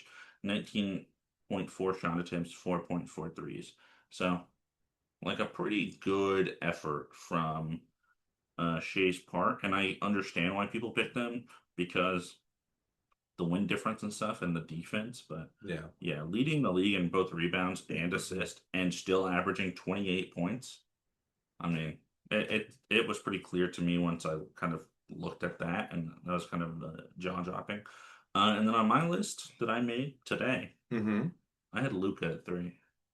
Thank you. Um, That's all I wanted. yeah, the Lakers obviously fourth seed, 36 minutes a game, 33 and a half points, which was the most in the league, eight rebounds, eight assists. 33, 8, and 8 is a crazy stat line. Now his efficiency is not great. 48% from the field, 37% from three is actually decent. 23 shots, 11 threes. Guy's shooting a lot. But like pretty respectable efficiencies for the amount he was shooting, and of course he's playmaking as well. And his defense is also not great. Yeah. Um, and for me, also, what it comes down to is he played, I think, I was looking at this because, I saw Wimby was in the top three. He played like 450 more minutes or something than Wimby because of his injuries. Yeah. So that's ultimately why I went with Luca in my top three. Thank you. And then Depoy, we did our last episode. Um, Yeah, Wim, it was unanimous for us too. yeah, we Uh, had Wimby and it was Wimby. unan I think it was first unanimous DPOI. This is the first unanimous Defensive Player of That the is true. Year. I was going to ask you how many people do you think unanimously won it before him? I was going to see if you knew. I saw, yeah. Nobody. Yeah. Nobody, first time, and the youngest to ever do it. I mean, And he was going incredible to win it year. last year before he got injured. Yeah. So I mean, incredible. Well deserved here. Like I would not argue against this at all. Um, Shout out Asar Thompson being in the top three. yeah, that was crazy. That's fun. I love that. Um, and we did our whole defensive teams last time, our whole thing, so we're not going to do any of that. Yeah. I had Asar on my first team all defense. I didn't have him. I had Rudy at number three behind Wimby and Chet. I had a SAR. I think I also had a Ron Holland, like number 10 or something. Let's go. So we So, had Asar in the top five-ish, but yeah, yeah. finishing probably third behind Wimby and Chet is impressive I think it's the first seed thing helps too for sure. with that, yeah.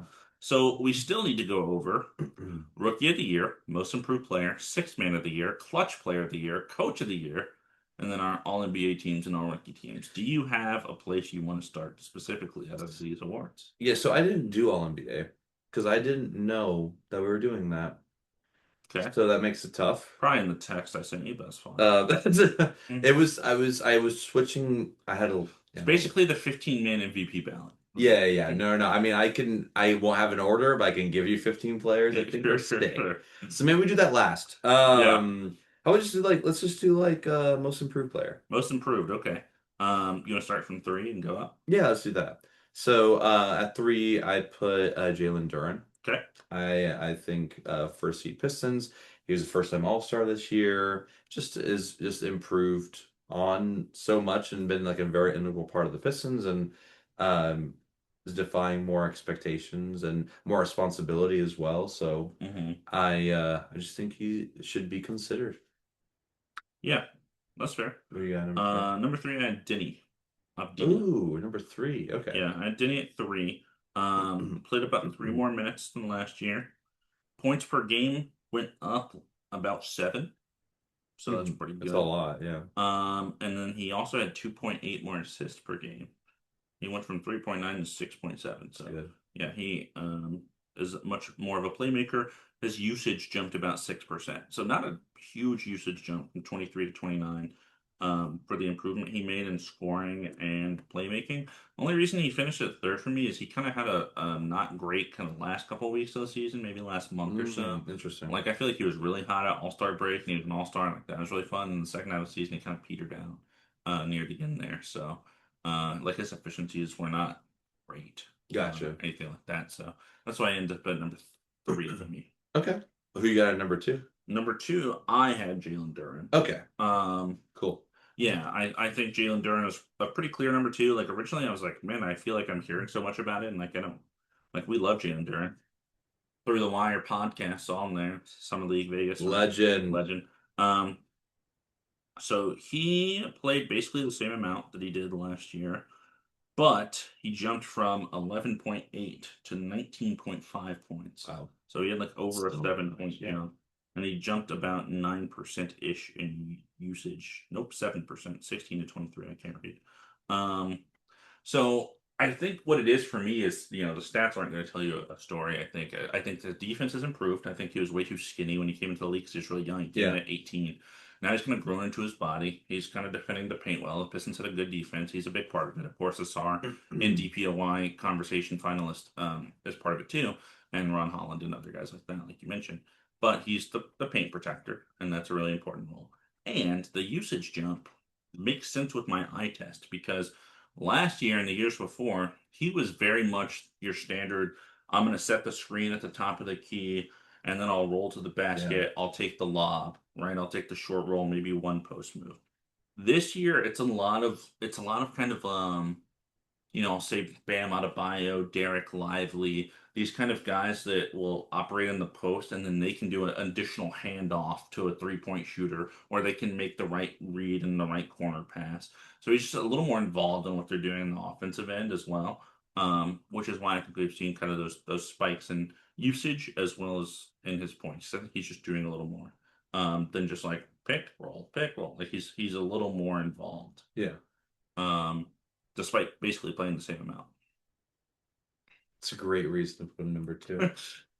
Um, I like that a lot. I have Nikhil Alexander Walker at number two. I think change of scenery. Yeah.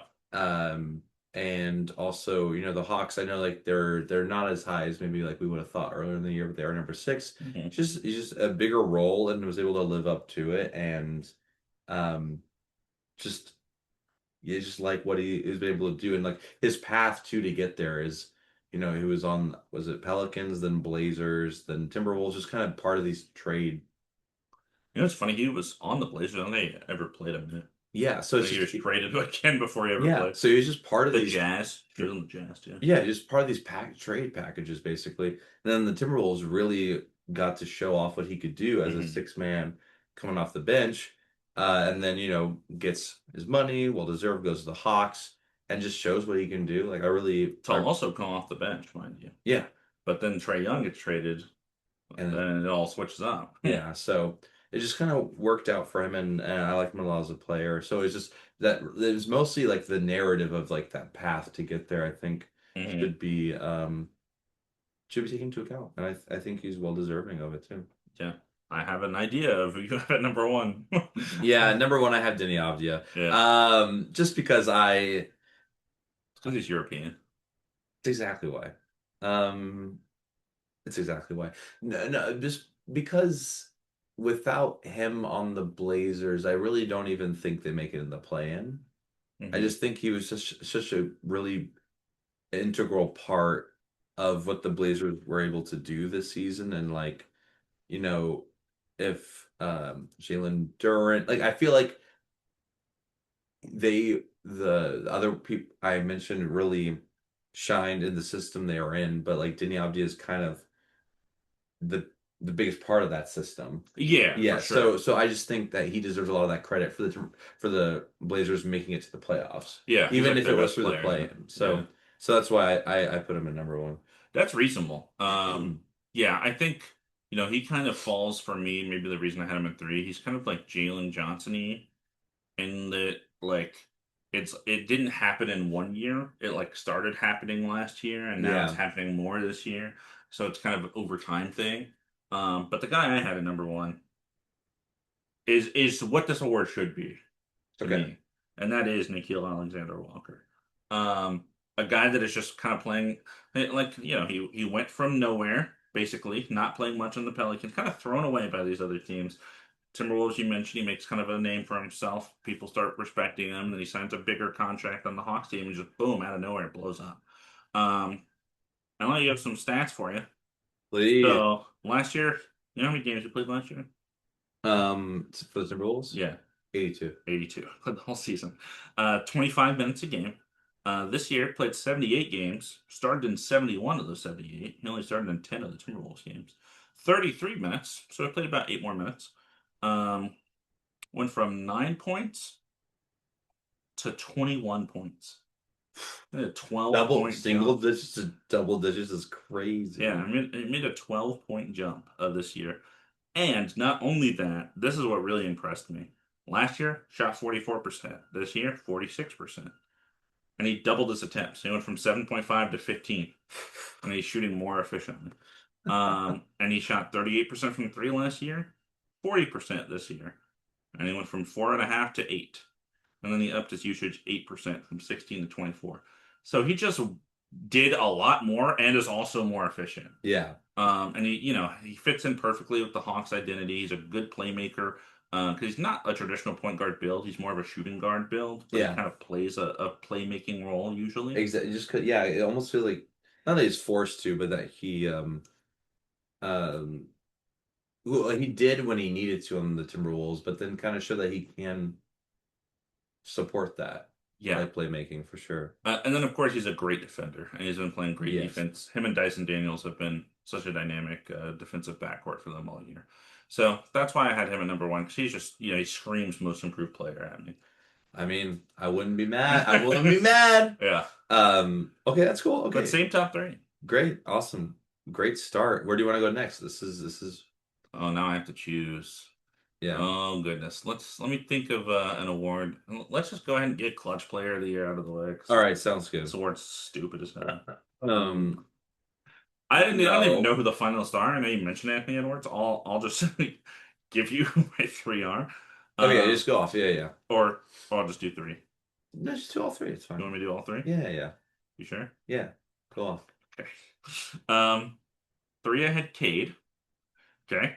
For sure. Um, 31 clutch games. They went 21 and 10 in the Good. clutch. That's good. Um, in the clutch. So, by the way, listener, if you don't know, uh, clutch time in the NBA is defined as the last 5 minutes of a game within 5 points. So that's clutch time. Um, in clutch time, Cade averaged about 3.9 points while shooting 50% from the field, 79% from the line, had a plus minus of 1.4. Okay. And as I mentioned, the Pistons were 21 and 10. At two, Jalen Brunson played in 32 clutch games, 21 and 11. So very similar to the Pistons record. He averaged 3.6 points, a little less points, Hmm. but 48.8% from the field, pretty close to Cade. 44.4% from three.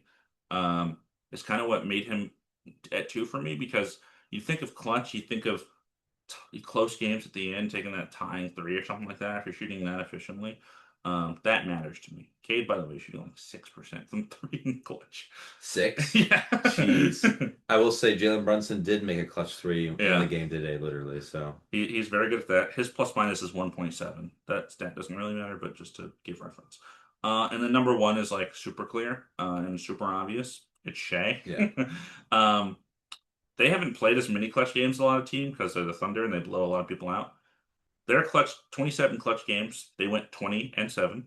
Okay. Which makes sense because like a lot of the games they lost, they were probably close to winning, and a lot of the games they won, they were blowing them out. Yeah. Um, but his clutch time stats, 6.5 That's points in the clutch is like the crazy. highest I've ever seen. Yeah, yeah, yeah. Like there's like I think it was Scal Labissiere suited up for a team and averaged like 7 points in the clutch. It was like one game that he Yeah. played. It was like something insane. Obviously didn't make sense.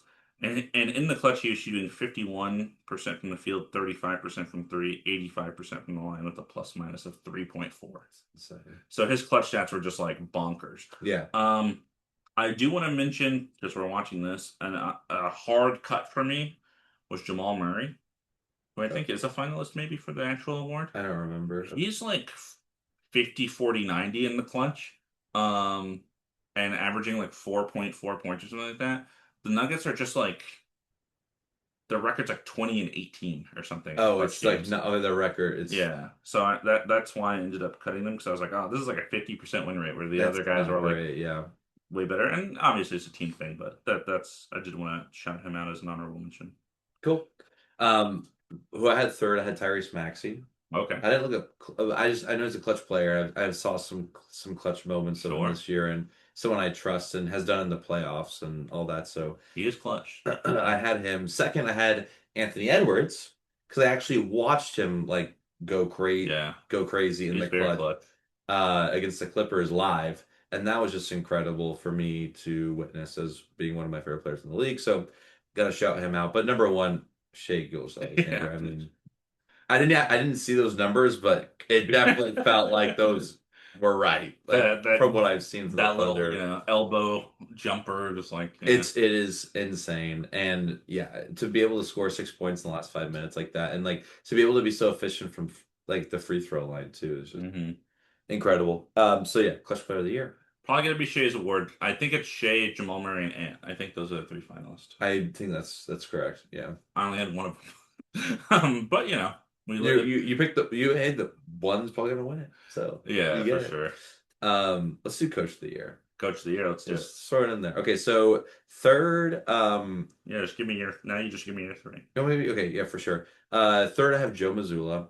Okay. I don't think he's won it yet as the Celtics head coach. I feel like he always comes up just because the Celtics That was good. Yeah. are always really good. And this year was one of, if any of the year, it would be this year, because they were really projected not to be good at all. They were Yeah. probably not even make the playoffs, and yet they still fought and somehow made their way to the second seed and look really good. I think it has a lot to do with it. I'm sick of hearing his name all the time. So he's just a really good coach. He's like Eric Spoelstra. Eric Spoelstra Yeah. deserves it every year too. He's just not going to get it. I like how much of a sicko he is, though. Joe Mazzulla is a weirdo. Dude, he's insane. Good coach though. Second half, JB Bickerstaff. Okay. Pistons being number one was not on anyone's bingo card for sure. He Yeah. was able to coach them even, through like injuries and things like that. They're just able to be efficient hmm and keep the first seed. So I think this is a shout out. But number one, this one to me, I thought was like this. I just did not anticipate this at all. Mitch Johnson with the Spurs. Yeah. I mean, Wemby has a lot to do with it.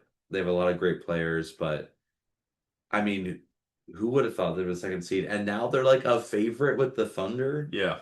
And I think the team construction, the way he coaches, I mean, he was under Greg Popovich, is very much the same style of play. hmm And it shows. And I just think he did an incredible job. And he's a young coach too. So it's really crazy how he was able to just pull it off. So he's my number one. Yeah. Um, it's interesting. For this one, I did something a little different. Because some awards I'll usually look up like who the betting favorites, and I'll kind of look at stats, and I'll remember my brain will exist. Yeah. And then for like coach of the year, I looked up. I mean, I looked at the standings, right? That's the first thing I did was look at the standings because coach of the year is all about defying expectations. Yeah. Like Mark Daigneault is not getting coach of the year. Everyone thought the Thunder were going to be the one seed last year. You could have made an argument. I don't know if people were making that jump just yet. Um, but this year it's like we get it, right? So I looked up kind of standings, and then I looked at our over-unders that we predicted at the beginning of the season with like, we predicted this team's over-under was set at this. Do we think they're going over? Do we think they're going under, right? Um, Here's what I ended up with. All right. At three, I had JB Bickerstaff. Detroit Pistons, they had a 16-22 record, number one in the East, right? Which is 13 and a half games above their over-under of 46.5. So, very impressive performance. Finished the one seed in the East. Like you said, I don't think a lot of people were going to call that out. Hmm. I think JB Bickerstaff may have won this award last year, or maybe the year before, on the Cavs. Like I feel like he won it at some point, or maybe he was No, a finalist. it was I think it was a finalist because Kenny Atkinson won for the Cavs. Oh yeah, I think they were 1 and 2 last And year. yeah, it was because After he got fired yeah, from the yeah, Cavs. exactly Yeah, because they made the playoffs last year, but yeah, he was second last year, yeah. yeah. That makes sense. At two, I have someone I don't think is being talked about when I listen and read Hmm. Coach of the Year stuff, but you said him, Mitch Johnson. The Spurs are the two seed. They're 16-22. I think everyone's so fascinated with Wemby, kind of with Stephon Castle, kind of with Dylan Harper. Um, but yeah, no one expected this team to win 60 games. They are 17 and a half games over their over under Dude. of 44 and a half. Um, yeah, they're the second seed. So I think it makes sense that you would pick Mitch Johnson for your coach of the year, and I almost did myself because I think so much attention goes to Wimby and the players, um, but coaching obviously matters too, Yeah. and they are looking great in the playoffs. But I think what I really like, truly, I didn't expect this to start the season was the Celtics to be the favorite to come out the East Yeah, I know. again. So I do have Joe Mazzulla Yeah, as I my know coach you of the would. year for his I first figured. win. 56, 26, 14 and a half games above their over under. So Yeah. no laughing matter. I just think we both had them not in the playoffs. And like now it's like pretty consensus that they're going to come out the East. So yeah, Joe Mazzulla needs credit for that. Missing your best player with an injury for most of the year. And then also, like, people don't really talk about the loss of Drew Holiday, the loss of Porzingis, the loss of Al Horford. They're running Neemias Queta and Luka Garza, and they're like a good team. Yeah. And I think a lot of that is coaching, of course. But Yeah, yeah. No, no, no. Like I said, if it was any year, it'd be this year because it was just insane. yeah, The odds of them being the second seed. yeah, it was nuts. But we had the same three, which is kind of fascinating. That's cool. Yeah, very, very It's in like line so far. so far. It'll change. I think, yeah, I think, But I mean, MVP we had the same three basically. yeah, Yeah. Let's do. I'm like, what awards exist? Let's do sixth man next. sixth player of the year. Right. It is sixth I man know. of the year I now. You're don't right. worry. I keep saying it too. I'm so used to sixth man, and then that leads nicely, I think, into rookie and all rookie, and then we can finish with Colin. all NBA. And just so you know, if you're watching this, me looking at my phone, I'm putting together my all NBA teams right now. Yeah. Which I'm almost there. I just have How one are you more. even doing it? How do you even know who's eligible? That's the thing. I'm looking at teams and like, oh, Okay, these they're people are prepared. good. Yeah. And I just realized I don't have any Knicks on here. Okay, okay, I gotta reconsider all of this. Let's my teams maybe can help you make some informed You decisions know, too. it'll be fine. Hey, this is what we do. Six man, how do you want to do it? Do you want to snake? What do you want I to do? kind of like the three. You like the three? Yeah, yeah. Okay. I didn't do I looked up just some things that people who like would be considered Yeah, six players of the year. I did as Just well. yeah, I just didn't watch enough to really know like exemplify like I who's had good. some names in mind, and then when I looked it up, it gave me a couple more names. But it was relatively easy to narrow down to the top three. Yeah, and I Um, also didn't know like who qualified exactly, like how many played on as the six man or yeah. didn't or So sixth player of the year, you have to play at least half of your game off the bench. yeah. And I kind of took that to the extreme where I thought, if you played more than like 5 games as a starter, like you're out of my consideration. Yeah, you Um, basically have to be like Reed Shepard, he started like 20 games. So I was like, I'm not even gonna think about this I real saw him quick. on the list too. I was like, he's a starter in my head. I Yeah. didn't know. Because he doesn't embody what the award stands for in my eyes. Totally agree. I will mention honorable mention for me, not on my list this year. Maybe the first time since we've done this I know what pod. you're gonna say. Nas Reed. Yeah, I knew it. It's not on my Same, list this time. He same. was a close four. Um, Shout out as he comes as into the he comes in, this is awesome. game. Let's go. Um, yeah, he had like a fine year. Like he was sitting right at comfortably for me. 1 and 2 are close, and then there's a little drop off to three, who Yeah. I'll mention in a second, and then Nas Reed, like him and the third guy I have are pretty close. Um, but because we've talked about Nas Reed every time, it's like I kind of want to give some love to this guy, and he's one of our favorites, Okay. and he's playing right now in this game too. That's Tim Hardaway Jr., baby. Let's go. Number three for my sixth man of the year. Um, so he played in 80 games. How many do you think he started? 0. Six. There's a lot. There's kind of Ah, week here and there. they didn't have injuries. Yeah, it makes sense. 26 minutes a game, so he still played over half the game coming off the bench, which is impressive. Averaged 13 and a half points. Shot 45% from the field, which is not great, but 41% from three, which is obviously what he's going to Really? be doing a lot Yeah. of. Nine, not, here's the thing, he took 9.7 shot attempts. Sorry, I have to do it every Yeah, time. it's okay. I'm so sorry. 9.7 shot attempts a game. Seven of those were threes. Of So course. I mean, he like, was just yeah, taking threes, right? yeah. So that's why he ends up at three. Big part of their offense off the bench. I think a big reason they could kind of stay afloat when they did have these injuries, and part of their kind of win streak towards the end of the season. Because remember, they had Aaron Gordon out for a long time. They had Cam Johnson out for a hmm long time. They had Jokic out for Christian a long Brown. time. Christian Christian Brown. Brown. Yeah, then basically everyone in the starting five except Jamal Murray was out for some period of time. So, Yeah. and he was still coming off the bench usually, and making a big impact. The 1 and 2 here was maybe the hardest Interesting. decision I made in all of my awards. I um, can't wait to hear it. number two, I have Keldon Johnson Okay. for the Spurs. Played in all 82 games. Congratulations. I'm How many do you think he started? gonna say 0. Zero. The sixth man. um, 23 minutes, so a little lower than Tim, and as the guy I have as number one as well. 13 points, 5 rebounds, 52% from the field, 36% from three, 10 attempts from the field, three threes a game, basically. So like pretty good averages for a player. The thing that I think ended up making me put him at two is the Spurs also had a lot of Dylan Harper off the bench. They had a lot of Luke Cornett off the bench. Like that, their whole bench lineup is like impactful. So having like a sixth man of the year was weird for me because they have like a seventh man of the year and an eighth man. Like it's not Yeah. like a clear like this is the guy off the bench. It's like a unit off the bench if that makes Yeah, sense. for sure. Yeah, because they would come with Yeah, yeah. so it's not his fault at all. Obviously, it's just it felt this feels like an individual award, and he feels like he's kind of part of a cohesive unit. Okay. My number one guy, I think, scored the most off the bench this year. All right. Um, Let me give you the stats. I'll see if you can get them. Okay. That's fun. Played 75 games, only one of which he started. Okay.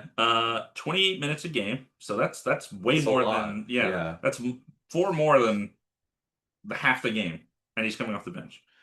15 points, 5 rebounds, 5 assists. That's another reason I gave it to this guy. 15, 5, and 5 off the bench is impressive. 51% from the field, 32% from three. Not really his shot. Not great, yeah. 12 attempts a game. Who do you think this player is? Do you have any idea based on what you looked up? 15, 5, and 5 is I don't think um uh, West or You want East. hints? Yeah, East. East. Interesting. Um uh was it like Josh Hart? Missed the playoffs. They missed the playoffs? Yeah, Oh God. but they were close. And no, not injured him Hart.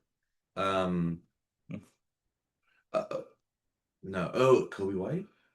No, Okay, okay. a little less close. Less close. Almost missed the playoffs in the East. The Heat. But no, they did miss the playoffs. Yeah, Norman Powell. no. Started. He's an all-star. I know, but he came off the bench. Sometimes. Yeah. Tyler Hero was out a lot for them. Yeah. You're right, you're right. Third-year player. Lakers should have taken him, but they took Jalen Hood-Schifino. Is it Jaime Jaime Jaquez? Jaquez Why did it Jr. take me so long? Oh my God. I'm sorry, Maybe Jaime. no, actually, the Lakers took Jalen Hood after Jaime Jaquez. I Right, think. I he think it was was one pick 16. after. Yeah, yeah. Yeah, Yo, UCLA, shout out. yeah. Um, His sister won a national championship, UCLA. his sister? Yeah, she's on the Oh, team. She's oh, I like the didn't best know that. player on the team. Oh, very cool. I saw they won. Congrats to you. You work at Hey, I saw that UCLA. they won and everything. I was stoked for them. I just didn't. I didn't watch any college basketball I didn't whatsoever. watch a second of March Madness this year, Yeah, I except for didn't like watch men's or women's. the crazy shot to put some team out. Was it Maybe it you? was UConn over Duke or something Yeah, it like was that. UConn Yeah, over Duke. That's what it that's was. all I watched. The big, it's good. Yeah, that's all I saw too. Um, But yeah, Jaime Jaquez. That's who I had at number one. yeah, I love that guy. Great. 15-5-5 was just too much for me to pass up, I No, think. that's incredible. He's a really great player, and he's so Heat. He's so Miami Yeah. Heat as After well. he So had kind of a sophomore slump too. that's how you do it. That's how you come back. So I only have one person that you mentioned. I had Okay. Keldon Johnson number three, Yep. just because I know he was coming off the bench for the Spurs, and they were that good this year. That yeah yeah. Jaden McDaniels airballed the three. Tough. He was Hey, tilted game one. tilted. Yeah. What does that mean, You know what tilted means? bro? I don't work with high schoolers. No, it's not a high school term. It's like a gaming term, I guess. What is it? It's like when you get upset, so then you start playing upset, like you're tilted. Like I'm upset, Like you're off. like I'm angry. I've never heard You that. never heard tilted? Like if No. you it's a video game term, like I said, but like it happens like to me, right? When we play basketball, or it's happened to you. No, we all do that. I Yeah, just never heard that expression. I just yeah. like you play Like play angry. like you're tilted, like your mind is clouded with that kind of anger, so now you're not Totally playing correctly. That kind of thing. tilted. Okay. Adding it to my Yeah. vocabulary.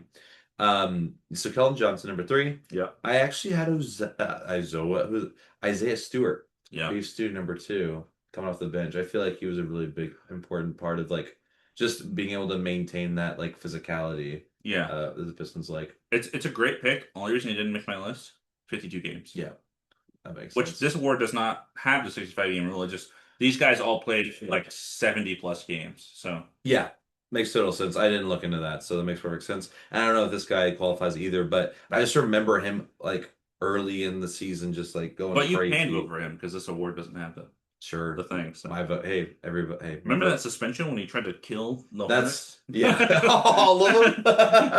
That's another reason the Hornets should have won that game. Then we got Pistons Hornets in the first round. Dude, beach too bad with a Movie. vengeance, bro. Um, Number one, AJ Mitchell. Yeah, he missed a lot of games too. That's He why I missed didn't a have lot of him. games, yeah. But I know in the beginning of the year he was just He would have been sixth man for sure. It was like yeah, his award to lose at some yeah, point. yeah. So I had him, so yes, it No, it makes worked a lot out, of but sense. Yeah, I mean, if like midway through the season, that's like a perfect top three. yeah, for sure. So that was my Square of the Year. Boom. Yeah. And then we got So, boy, Rookie of the Year. let's do rookie of the years until all rookie, I think. Okay, cool. Rookie of the Year, I think we're gonna have the same three. So I think Okay. let's make right. I feel well, Probably. probably, but I'll start with my number three. Got VJ Edgecombe. Yeah. Really loved what I saw from him this year, and I feel like even though he was picked, what, two or three? He's three. Yeah. Just feel like a lot of like he wasn't like talked about that much. Like it was always like Cooper Flag, Cooper Flag, Cooper Flag, Cooper Flag. Like up till the draft, you mean?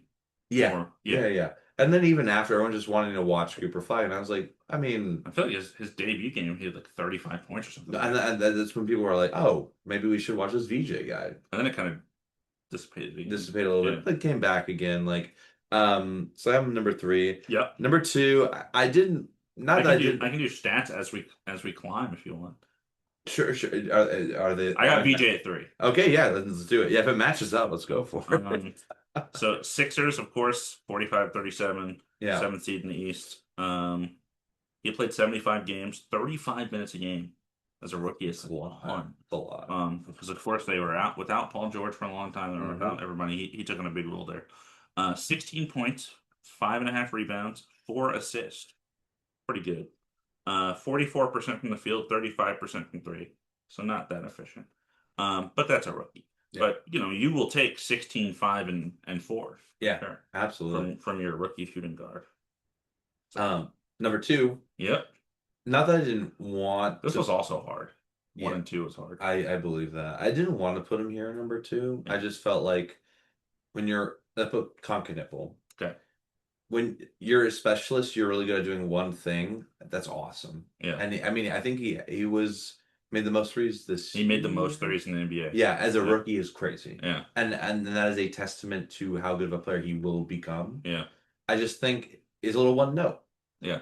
He made threes. And then in He the was play-in, bad in the play-in. play-in made It zero. was bad. You're not supposed to think about the play-in. No, I That's know. supposed to be made before Yeah, yeah, that. sure. No, but but Even though those also aren't playoff games, those are nothing. They literally don't exist on Basketball which Reference. is dumb. But even before that, in my head is like I want my rookie of the year to be a bit more well-rounded, especially Sure. in a class like this. Like I feel like it was a pretty good rookie class. Yeah.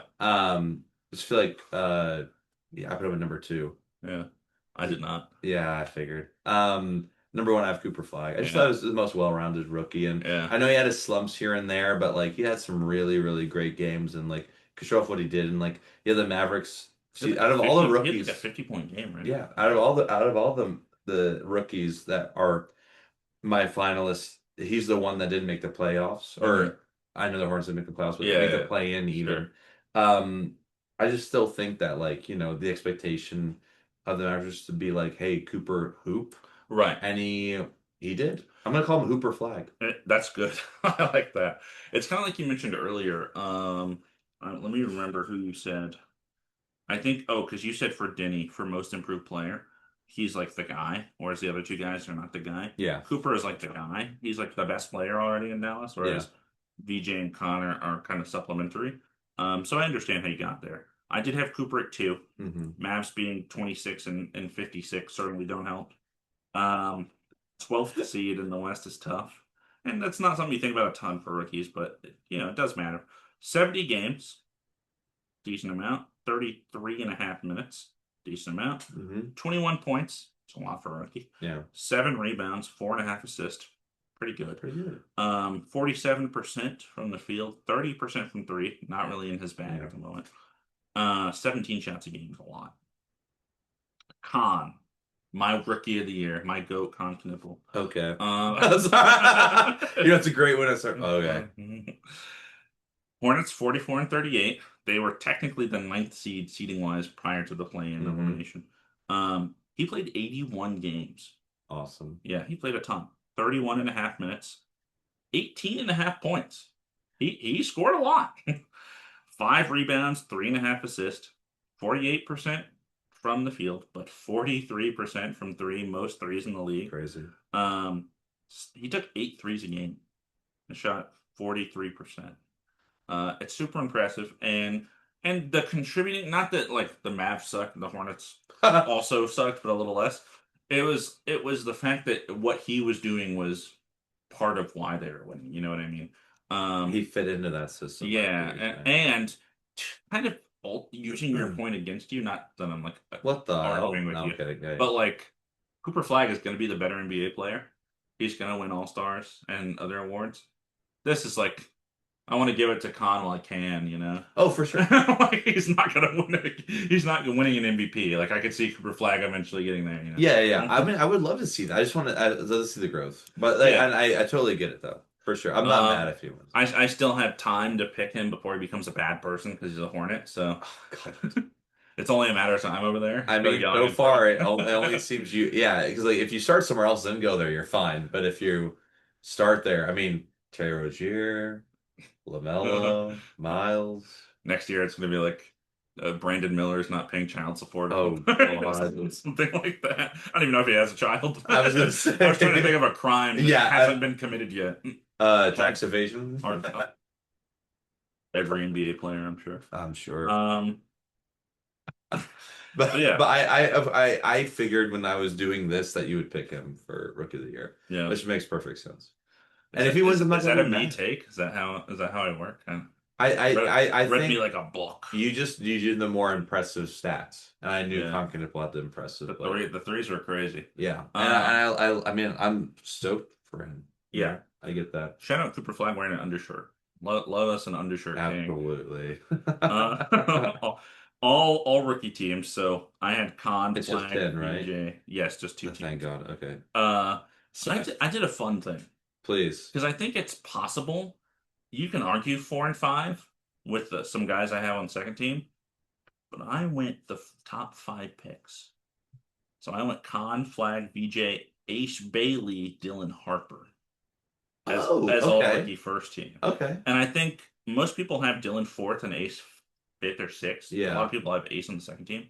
I think Ace season maybe be better than Dylan Harper's. Yeah. I think Dylan Harper's comes off the screen more because you're watching the Spurs, you're watching them win. But Yeah. he was injured for a good amount of time. I think Ace played more. I think Ace scored more. For sure. Um, and Dylan Harper just happened to be a part of a winning program. But I still have them both on first team. I just have Ace before. I think a lot of people have Ace off, but they will have the top four picks, which is kind of interesting. But that's my first team. Do you want to give your first team or do you want me to do my second team? I'll do my first team Okay. because we're not that far off. Obviously, we have the same first three: Cooper Flag, Conk Nipple, VJ Edgecombe. Yep. Number four, Dylan Harper. Yep. Knew it. Number five, that's right, Colin Murray Bulls. Oh, interesting. Yeah. Raptors bias, Interesting. perhaps. Not on my list at Yeah. all. I liked a lot of what I saw from him this year. And Yeah. I think he's gonna become like be one of those he'll just be like a very legitimate role player. Yeah, for sure. He just missed a lot of time, I think, when I was looking. A lot of the rookies because I looked at what is it, the rookie ladder? Yeah. Yeah. Yeah. To just see if I was missing anyone when I thought about it. And like he showed up, Hugo Gonzalez showed up. Hugo Gonzalez is averaging 3.5 points a game, and I said that guy is not making my all rookie game. Sorry. And Conley Boys, I think he played like 57 games or something. Like That's it fair. was like low enough that I was like, I kind of leaned away from it. My second team, Go off. this guy, I think, like if you say this guy instead of Dylan or Ace on the first team, I have no arguments, even though this team sucks. Maxime Reno for the Kings. He's so good this year. Yeah. Like I don't remember. I didn't write down the stats for the rookie teams, but like he played like 75 games. He started like half of them. He's averaging like 14. Hmm. I was like, oh, this guy's like a real like he was like a real player for the Yeah. Kings this year. So if you had him on first team instead of VGA, I mean instead of Ace or Dylan, understandable. But I just thought I wanted the first five picks. I thought it was kind of fun. I like that. It's fun. Um, Yeah. It's not often that happens. right. And I'm Usually not Dylan against that either at sucks. all. Yeah, yeah. Then the next two were really easy for me. Teammates. Oh, rookie teammates? Hmm. Um oh, is it Pelicans? Pelicans. Jeremiah Fears, Derek Queen. Yeah, nice, They were nice. clearly the next two. Jeremiah Fears, I think, played all 82. Derek Queen played close to that. Derek Queen, I think, at the beginning of the year was probably on the first team, but his play kind of fell off. Yeah. Jeremiah Fears, I think, was the opposite, where he kind of didn't Yeah. really do much, and then he kind of ramped up. But they were both like when I looked at the stats and remembered what I watched, and they were clearly on this team for me. And then this next guy on the second team, I think, had a really strong start, and then kind of fell off as well, and then missed a little bit of time. Cedric Toward Yeah. does make it on my second team. 23-year-old rookie. But I think he still did enough to land there. And then the 10 spot was hard. Like those Yeah. nine, I was like, yeah, 10 spot. I went through the CMBs and I went through Trey Johnson was on the official rookie ladder, who I didn't end up putting on my team. Um, Back to the Hornets. The guy's stats don't pop up the page, even though I'm a stats guy. But their defense was respectable at times when Musa Diabate was not on the court and Ryan Kalkbrenner was at center. So Yeah. he ended up my 10th spot. All right. Um surprisingly I know everyone you talked about. So yeah, we got the same top five. Number six, I have Ace Bailey. He was also someone He was in my top five. No, I'm just talking about like at number six, I have Ace Bailey, so Oh, I it's like see. right there. Oh, I like, see. I see. Yeah, yeah, yeah. So right there, number I six. said that before. I said if you have someone in the second team, it's going to be Ace Bailey. Yeah. I called you it. I knew it. Okay, called out. Called that. This is in no particular order, by the way, because I was just like rookies that I know are good. Yeah. So yeah, Ace Bailey. And then from there, I was like, okay, who did I see that actually made like the stats aren't great, but like made a huge difference? Hugo Gonzalez. Put him on there. I literally was like, this guy, he's like jumping on the ground. Yeah, he's a and, like, hustler. hustling, and I'm Yeah. like, love that from a rookie, like unheard of. I'd never even heard of him. I was watching like the Yeah. Celtics. I'm like, love that fire. I'm gonna put him on my rookie team. Fair. Maxime Reynaud, I was like, I literally heard about him the most than any other Kings player Yeah. this year. I was like, gotta No, add he's him in. good. He's good for them. Yeah, I got Ryan Kalkbrenner as well. Nice. Wow. Because so what I did is I looked at who everyone who got drafted, Hmm. and basically Oh, smart. anyone I heard of, I listed and I started like kind of taking Yeah, people yeah, yeah. out. That's smart. That's a smart way to do it. So him I knew like played really well and made a difference off the bench. Mm.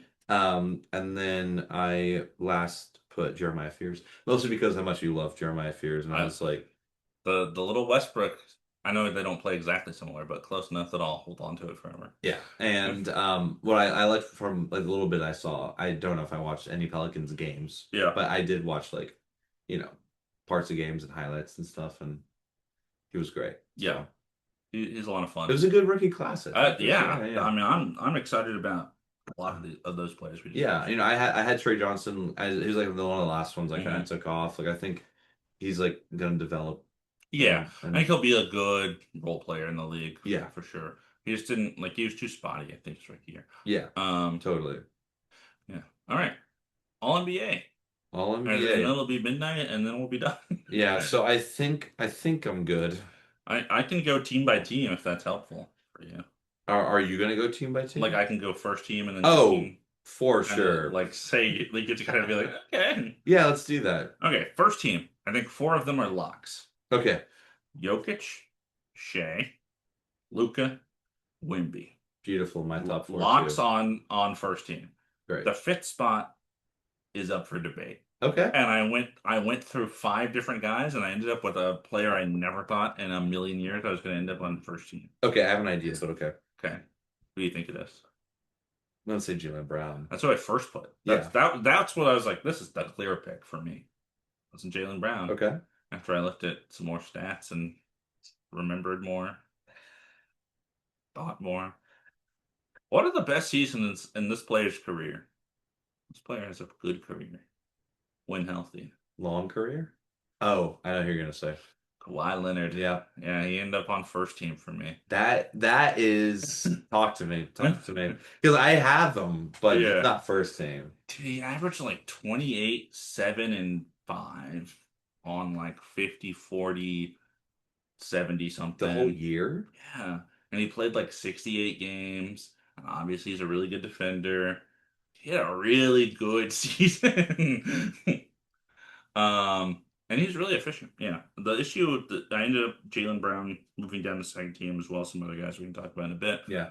Just like his efficiency compared to them was like miles away, and obviously he's a better defender than all the guys I'm gonna name. Yeah. So even though they missed the playoffs, I gave respect to Kawhi. Not often he's gonna hit 65 games. I gotta give him respect when it's due. So yeah, he had a great season. I think the Clippers starting so badly, like 6-18, kind of leaves a bad taste in people's mouth. But Yeah. the rest of the season was pretty good. Yeah, I Kawhi Leonard played amazing. I mean, I watched a lot of Clippers this year and Aspiration Leonard. and he's on there, but well, I'll get to him. Yeah, The I had the same top four. yeah, Luka, Jokic, Shea, Wemby. yeah, Five, I remember when we were talking about MVP, like you weren't like super high on him being like MVP.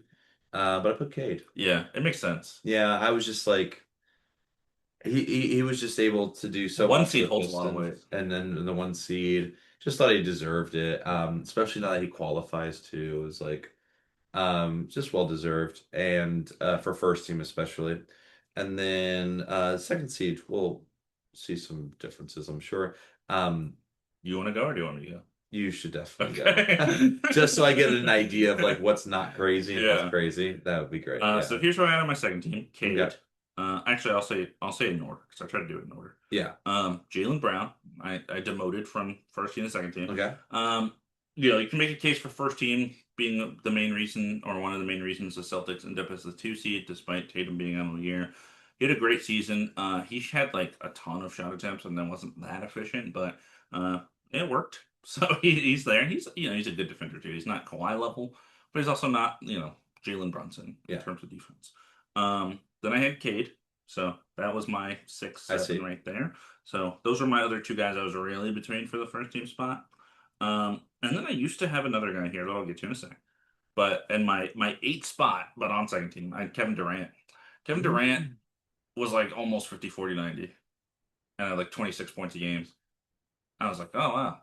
Like our offense is not good, but it's like all Kevin Durant. Like no one else does anything basically. So maybe that's homeward bias, but he ends up there. And then I had Donovan Mitchell, Okay. who I originally had before Kevin Durant, but after kind of comparing the efficiencies with the numbers, thinking about how the Cavs really have, they had Garland, and they had Harden run a lot of their offense, and they had the bigs that kind of helped. The Rockets it's just like Kevin Durant. That's the whole offense basically. Yeah. So that's why I swapped them. And then this last spot on the second team was also hard. Okay. I was between three guys again, and I put respect on his name because all the numbers for these two guys are really similar. This guy's a little efficient, Okay. probably a lot more efficient. Jamal Murray, second team All Say NBA, his name. second team All NBA for Jamal Murray. Oh, it feels good. Yeah. And that was my team. Okay, cool. Yeah. I'm not crazy. Okay, this is good. This is good. Doing this on the fly. All right, Yeah. so number six, how about Jalen Brown? Yeah. I did. I thought a lot after when we did the MVP, like about the Celtics and how just how important he was for them. Yeah. So I think he deserves that. Definitely second team. Then I have Donovan Mitchell. Yeah. Kind of same thing. Just always an amazing scorer and Yeah. just the guy for the Cavaliers. Um, but Jamal Murray, number eight. Yeah. And I just think it's just about this is the first year where I feel confident about putting him there. Like Yeah. every year I want to, I'm like, but these other guys, Every oh, this it's guy did like a little better. Oh, it's this guy like did a little he better. slid it. They're slotted in the slot 15. It's Yeah. like, this year it's now he's up It's there. like I feel like he deserves that. Yeah. Yeah. And then here it gets a little I like this is where I'm not as confident in my order. Yeah. Number nine, I put Tyrese Maxey. Yeah. Even though 76ers like aren't like they were a play-in team and they're in the playoffs, like they didn't do super great. I think he was just great and a big part of why the 76ers were able to even be in conversations about being good. Hmm. So I like him. And then number 10, gotta put respect on his name, Mr. 83, Bam Adebayo. Oh wow. Yeah. It was like I just want him to be all NBA, man. That's the first name not on my list. That was on. Okay, Yeah. gotcha. Okay. That's fine. I'll get more unhinged on my third team. I'm just kidding. It'll probably be a bit. Yeah. Bam, 20 and 10. I was wondering how many games he played. He played 73 games. I was like, I feel like he didn't play that many, but no, he did. Okay. His defense was really good this year too. Should be mentioned. Yeah, probably just all around, just well-rounded, and not a lot of like centers. Like, there's no centers talked about really. Except, like, Positionless, baby. no, I know, but like just Just in general, in yeah. general, yeah, I think It's a it's role besides like player on a lot of Jokic and teams. will be yeah. Yeah. All right, third team. So you so far I have at least nine of your players. Okay, this So is great. just not Bam. We'll see how it looks on third team. Third team is where it gets a little wacky. Okay, Um, First I have Jalen Brunson okay, for the Knicks. And then I have Tyrese Maxey, who you've mentioned. Those are the two other guys that was vying for spot 10 on that yeah, second team for me. But I gave it to Jamal Murray. I like that for Jamal. Yeah, And then the last three is where we get a little like, oh boy, who am I throwing down this team? okay, And I can mention honorable mentions when we're done. yeah, But Jalen Johnson, for sure. yeah. Uh it's weird. Jalen Johnson, like he only averaged like 23 points, but he has like 7 assists a game. I It's saw like that. I way noticed more than I that. thought he would have. Yeah. So yeah, I put him on there.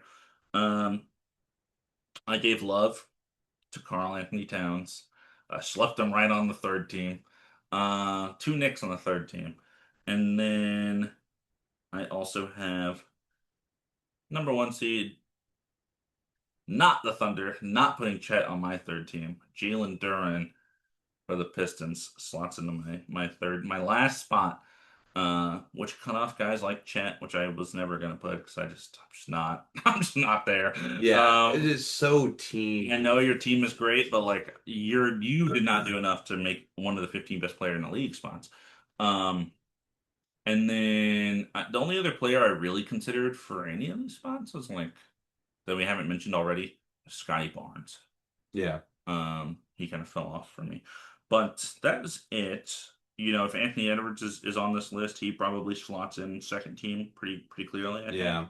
And then I guess that for me that bumps Duran off, but I would maybe bump Cat off actually. Yeah. Um, I figured you already got one Nick on there, so yeah, I'd rather have two Pistons than two Knicks. So yeah, that even makes though Cat is like a better player than Duran, yeah, but yeah, that makes perfect sense. I wish Ant qualified, but they're both there. it's Sorry, okay. Anthony It is Edwards what it sucks to is. suck.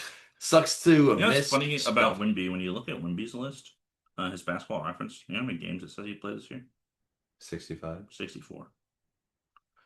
Because they played the NBA Cup final. It counts as a 65th game, but it's not on his stat page. So he shouldn't qualify. It's interesting. Interesting Uh-oh. little wrinkle there. My last NBA team, Yeah. third. Anthony Edwards was at 61, so he was like four. If it was like 64 games, I'd be a little annoyed, but like 4 games off makes a little more sense. Yeah, but it's just 16. It's not that many. Yeah. I got number 11, Kevin Durant. Yeah, Durant. Durantula, 12, Denny Avdia. I want to give him some love there too. Mm-hmm. Kawhi Leonard. I did consider Denny. I should have mentioned Yeah.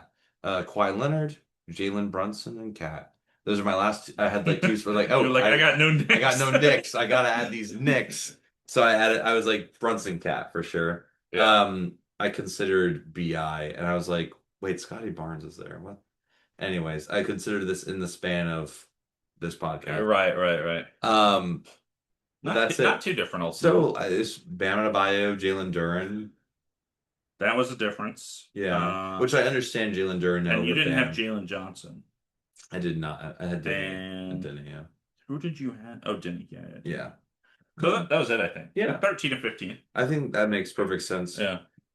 Pretty locked in from that. And it was just, 6-hour podcast. But I think we started at like 9:30, so it's about 2.5. yeah, I know. Which is fine. No, I know. This is I mean, after how much has happened over the A last lot, a lot of so we, much. we've done a lot here. Awards, playoffs. We're still. I mean, I'm not going to sleep anyways. I'm watching 3-point game with 9 minutes left. Nuggets, I was Timberwolves. yeah, I was like, it's getting late. I was like, I'm gonna finish this I game. would be up regardless. Now we're gonna sit here and be silent while we watch the last 10 minutes of Yes, this game. save my voice because it is dying. Just kidding. I got the ball for you. It's on my computer. Oh, nice. I forgot I put it there. I was like, wait, where is it at? So you do it like you I just yeah, hang yeah. around and do it now. Well, just want to say thank you again for listening. If we got anything wrong, don't tell us because we're right.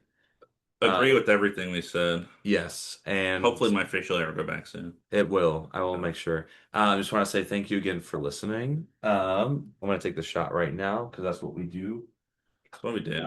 and we make them. That's what we do. It's so We make it's 'em. so free when you turn around. It's So never been easy. freer. It's too easy. This has been Two Man Game with Damon and Dom. Buckets!